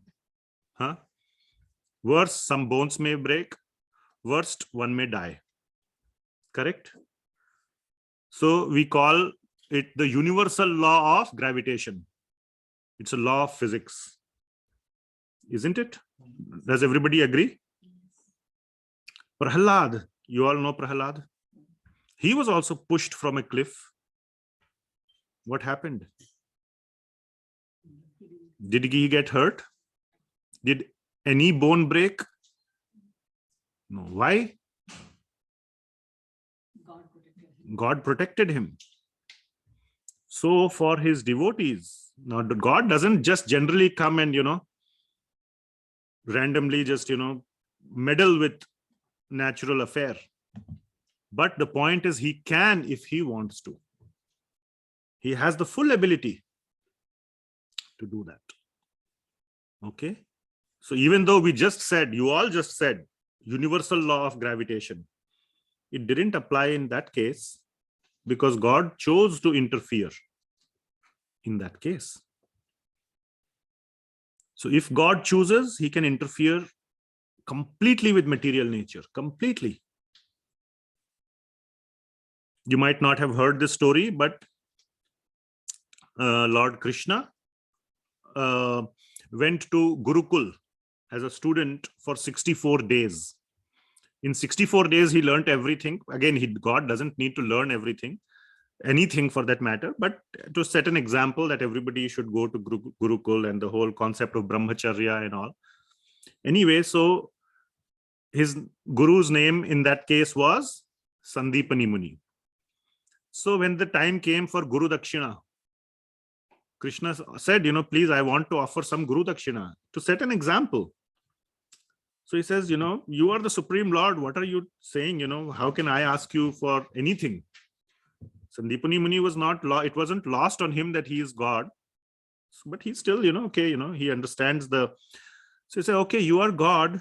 And if you really want to give me something, my son had died. Bring me back my son. And Krishna brought back his son. So you can say, okay, falling from a cliff, whatever, is one thing. Can he bring the dead back alive? Yes, there are documented instances in the Bhagavatam, Srimad Bhagavatam, where Krishna has brought back. Mother Devaki also asked. She also says, you are Bhagavan. I had 6 more children before you. Your uncle, who killed them? Kamsa. I want them. He even brought all those 6 children back to life to Mother Devaki. Says, okay, sure, you are my mother. Whatever you say, I will do. All right. So God can manipulate material nature. So we are definitely not finishing the chapter today. So, but what is the point we said? We have been hung up on this slide for a while. He is invisible to our eyes. So that is the last point I want to cover. I apologize for not finishing the chapter, but I hope it was useful for you. So he is invisible. Okay. This is a very problematic point for many people. Why the heck is God invisible? Let me ask you, how many of you fully believe in God? Fully? Really?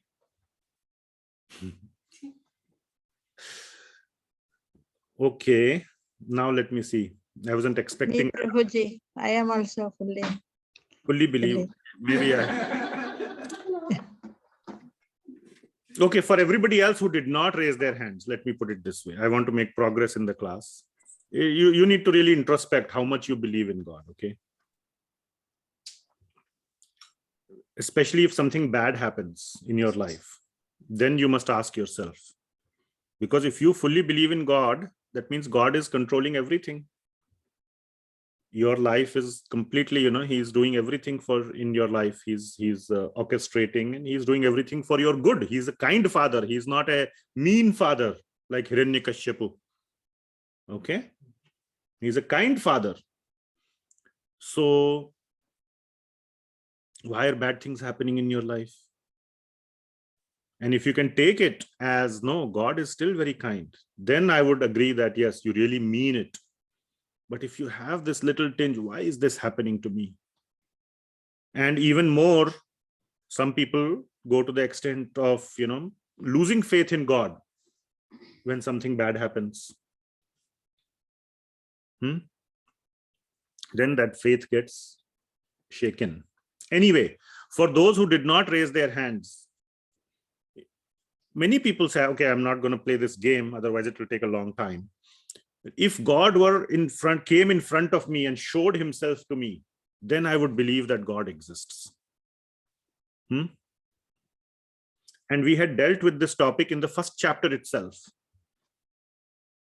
Bhagawaan, Krishna, was present in front of everyone. It was not that Duryodhan could not see him. Obviously, he could see him as a blue-colored boy who loves to play the flute and, has a morpunk, a peacock feather, and all those things he could see. Same, just like Arjuna could see.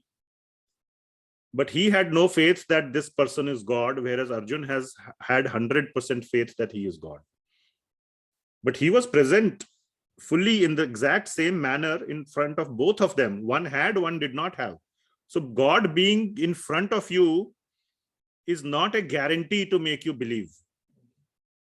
Okay? That is the point we made in chapter 1 itself. He was present in front of both the armies. Anyway, so this is the question that many people asked. If I can't see God, does he exist?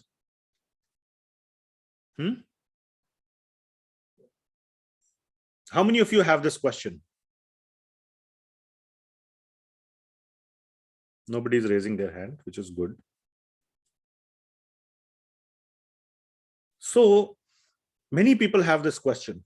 You're all good students, so I'm going to have an easy time teaching you. So if I can't see God, does he exist? So what are some other examples of things that we cannot see, but we know that they exist? We just discussed some of them. Okay, not see. When I say see with your eyes, I also mean through your ears, nose, others. So if I can feel air. You go in a windy situation outside, you will feel. So see means through any of our senses, let's say. Energy. Give me a more concrete example. There are many more concrete examples which you cannot see, you haven't ever seen. Okay, now you're more simple examples. Gravity.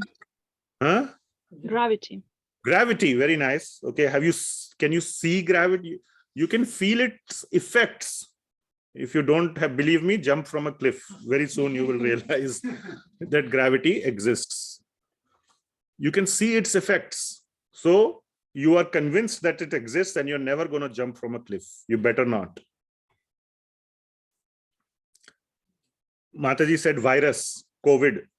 When COVID was at its peak, were you going around mixing with people?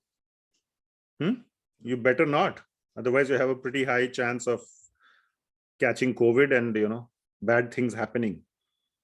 But how many of you have actually seen coronavirus with your eyes? Maybe some researchers in Wuhan lab or wherever, all these leak theories and everything are coming up. Anyway, but so many researchers have seen it with a microscope. You can count microscope also as seeing. Okay.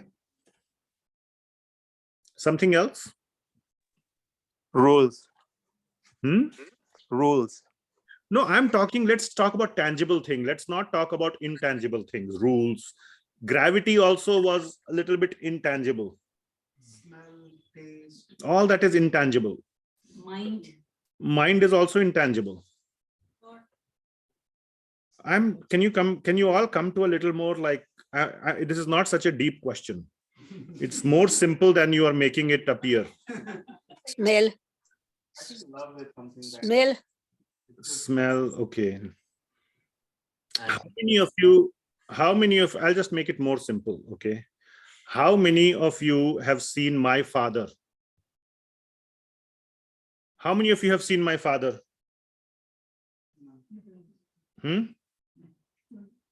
But how many of you have full faith that he exists or existed at least in the past? Huh? Huh? I am not coming from spiritual world directly without a father. Okay. I am not like a Narada Muni who just appears. So I have a father, I had a father, but none of you have seen. All right. So that is more tangible. I'm not talking about love and, all those aspects. All right.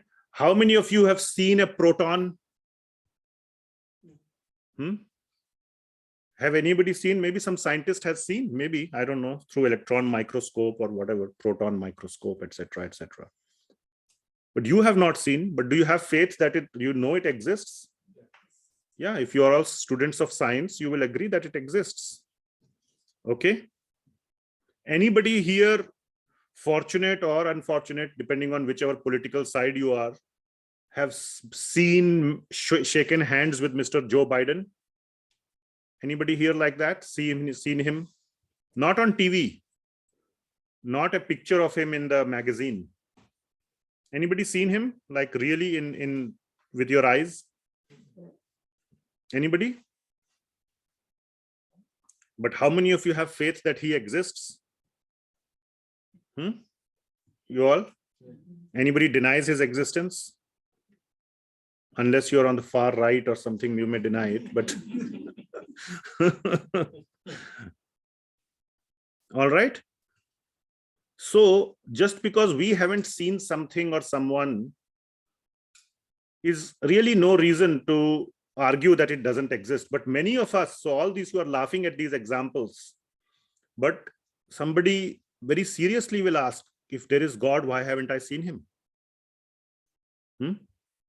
And then you will not laugh. You say, yeah, right, he's asking a good question. Then you can say the same thing about Joe Biden, that they don't realize. So that question has a little bit of arrogance built into it. What the heck do you mean? If you haven't seen, doesn't mean that he doesn't exist, isn't it? So then the question becomes, okay, if he exists. Agreed, he may exist, just like Joe Biden exists. My father existed. Then I should be able to see him. I cannot see him today, but if I want, I should be able to see him. Joe Biden, how can you see him, Prabhu? What will you do? Go to White House. No, TV we are not talking. God, we have seen on TV. We have seen picture of God.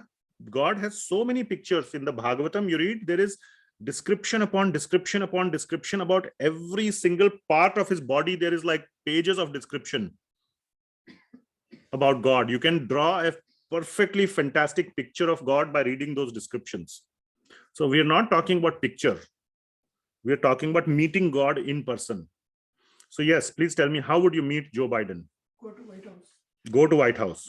And then, what is your name, Prabhuji? Huh?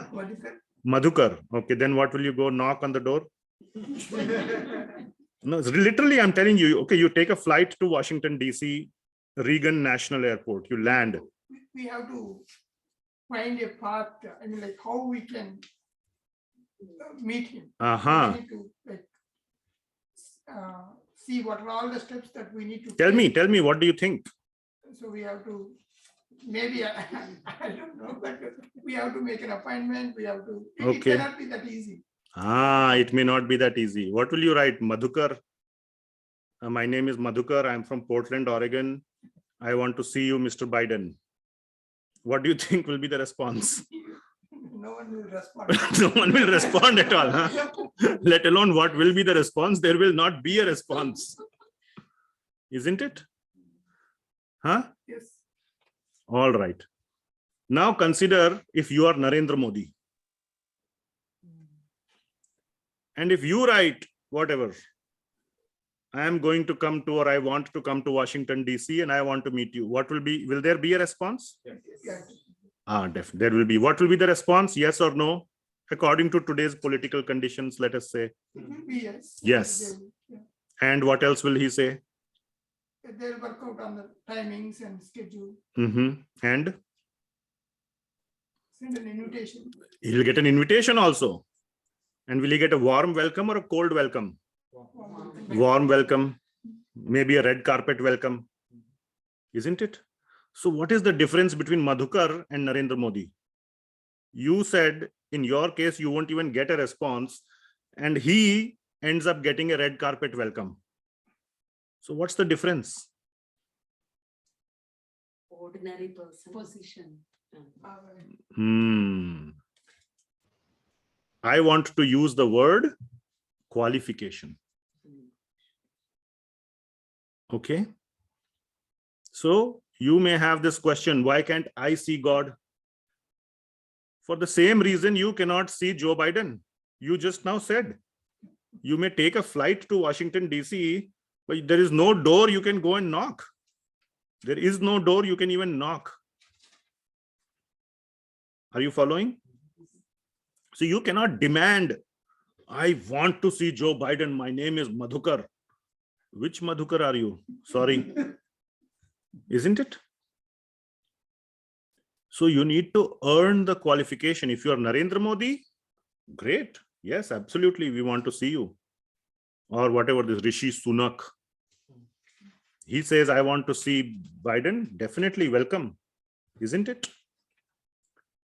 So you need to have the qualification. They have the qualification. They are head of state or whatever. So they have the qualification. So what is the qualification?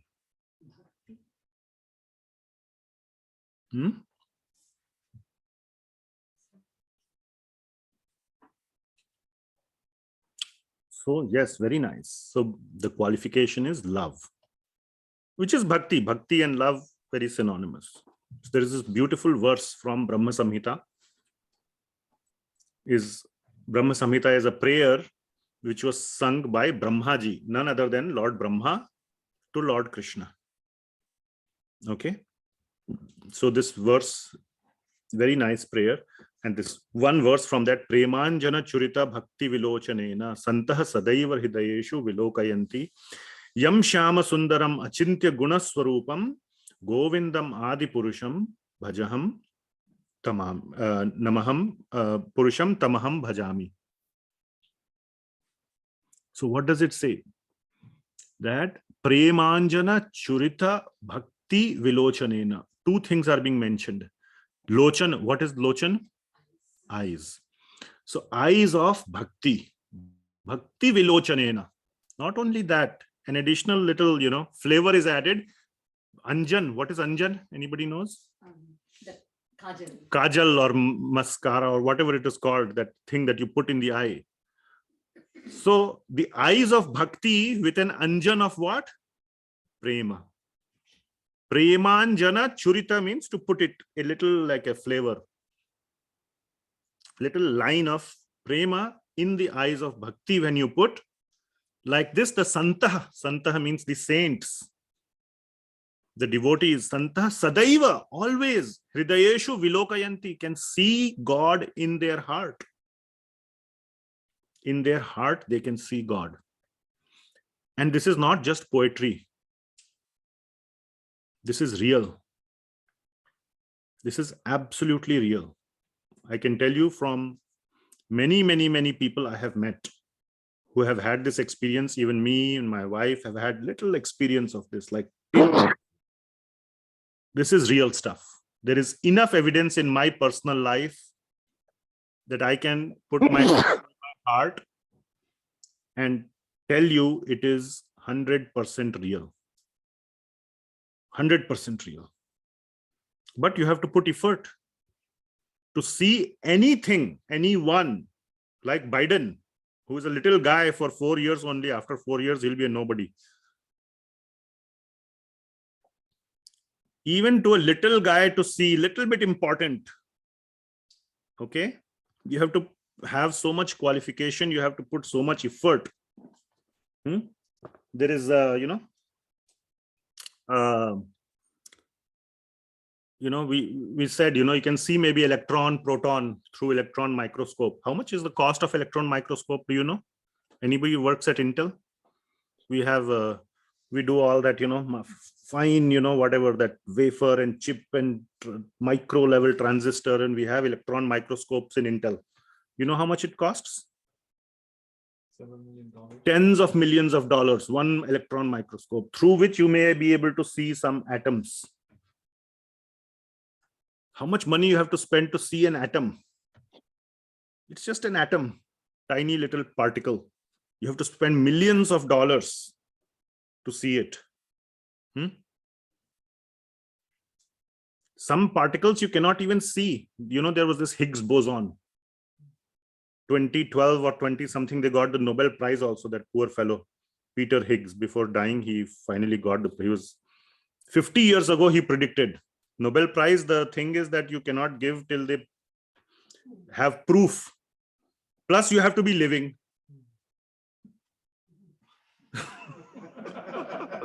By the time the proof comes, isn't it?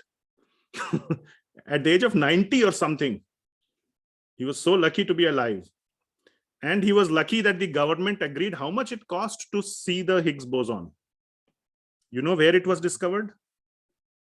You don't know? Is that it? Yeah, CERN. CERN is this LHC, Large Hadron Collider. How much it took to build the LHC? There's just one instrument in the whole world. It's not something you can go buy. Multiple governments put in billions of dollars to build that facility called CERN, through which they can see one tiny particle. To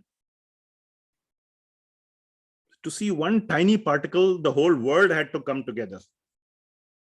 Are you following? And that too, I can go and show you some articles and all. That too, they didn't see the Higgs boson. Do you know how long the Higgs boson lives or is?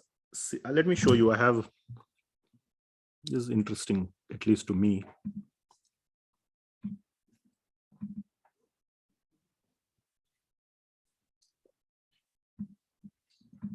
This is the Atlas experiment. For those of you who know what I'm talking about, atlas.cern is the website. Atlas is one of the teams, and plus one of the sort of the place where the collision particle collider, the collision occurs. And there are multiple experiments within CERN. Atlas is the most famous one. And here it says, for those who are interested, where does it say? Yeah. Although the Higgs boson decays fast, its mean life is predicted to be 1.6 times 10 to the power minus 22 seconds. Do you know what I'm talking about? 1.6 times 10 to the power minus 22 seconds is the mean life of a Higgs boson. Multiply that by the inverse root of 2, which means that is the sort of the time for which it lives, almost 99%. Its lifetime is maybe about whatever, 2 times 10 to the power 9. So they did not see the Higgs boson even after spending billions of dollars. If you read the whole, the papers, what the Higgs boson, when it lives for such a short time, it has certain effects. It creates some other particles, which theory says that they can only exist if the Higgs boson existed. So it was the effect of the effect of the effect of the Higgs boson, which they actually detected with their billion-dollar equipment, to prove that, yes, that might have existed, like my father. Because you see me, you know my father exists. Like that. You didn't, you see what I'm saying? My point is, again, I don't want this to be a science class, but my point is that even to see something material, it's not easy, like the president.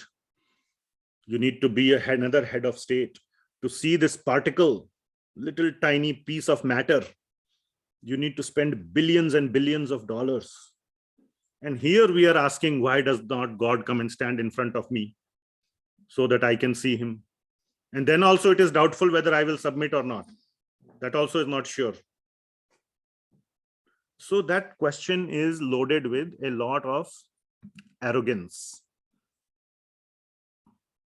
And we should think about it before we ask that question.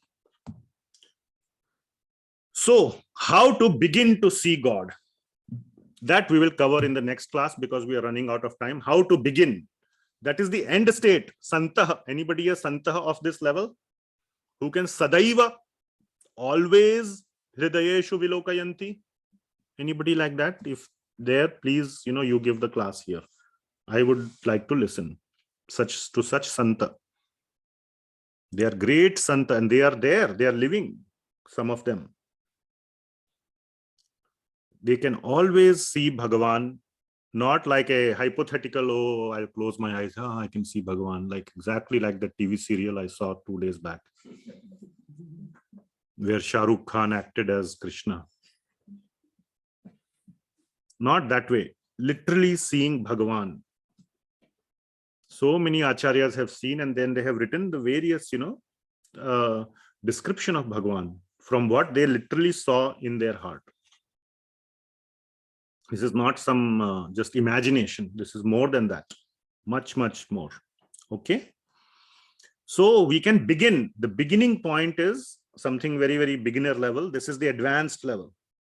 Who can always sadaiva see. How do we begin? That we will discuss in 7.14 next time onwards. How to begin to see God. The beginning step. Okay. So sorry we couldn't finish. But I hope you got value out of this discussion. And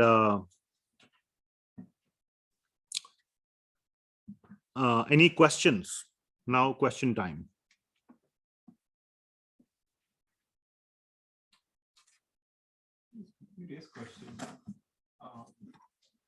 And you can raise your hand in Zoom if you have a question. And till then, we will take some questions from the room. So, as scientists are trying to see, there are other planets, right? Which might mimic what. Habitable planets or whatever. Yeah, exoplanets they're called. When we talk about Krishna, there is notion of sun and moon. So, is there a similar notion? I mean, when we say the material world, is it just Earth, or how about other planets that may have? Yeah. So the question is, what is the material world, and is it just Earth or what? So you remember that picture I had shown earlier of the entire material world, which includes not just this universe, but multiple universes also. So what to speak about just Earth planet or other exoplanets within this universe, within this galaxy or within this universe, but even there are multiple universes. So let me pull that out in just a second.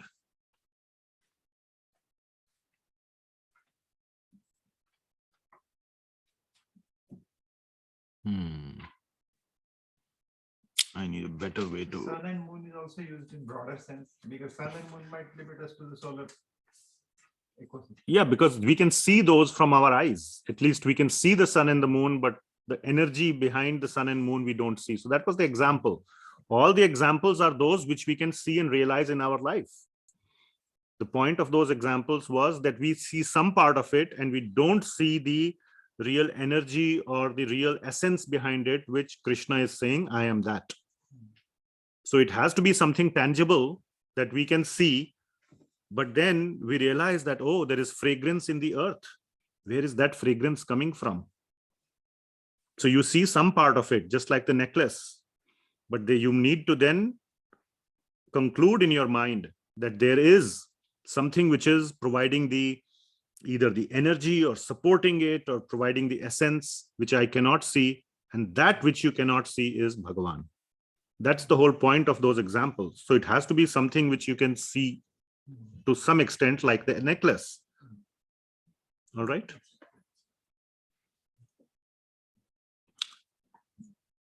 Okay, anything else?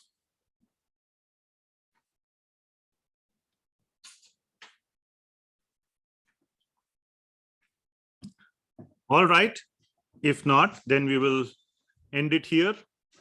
Thank you so much for joining the class. And before you leave, for those living in Portland, close to our house, we are kind of going to experiment sort of a little bit of an extra format of having an in-person informal discussion not on Zoom, not recorded.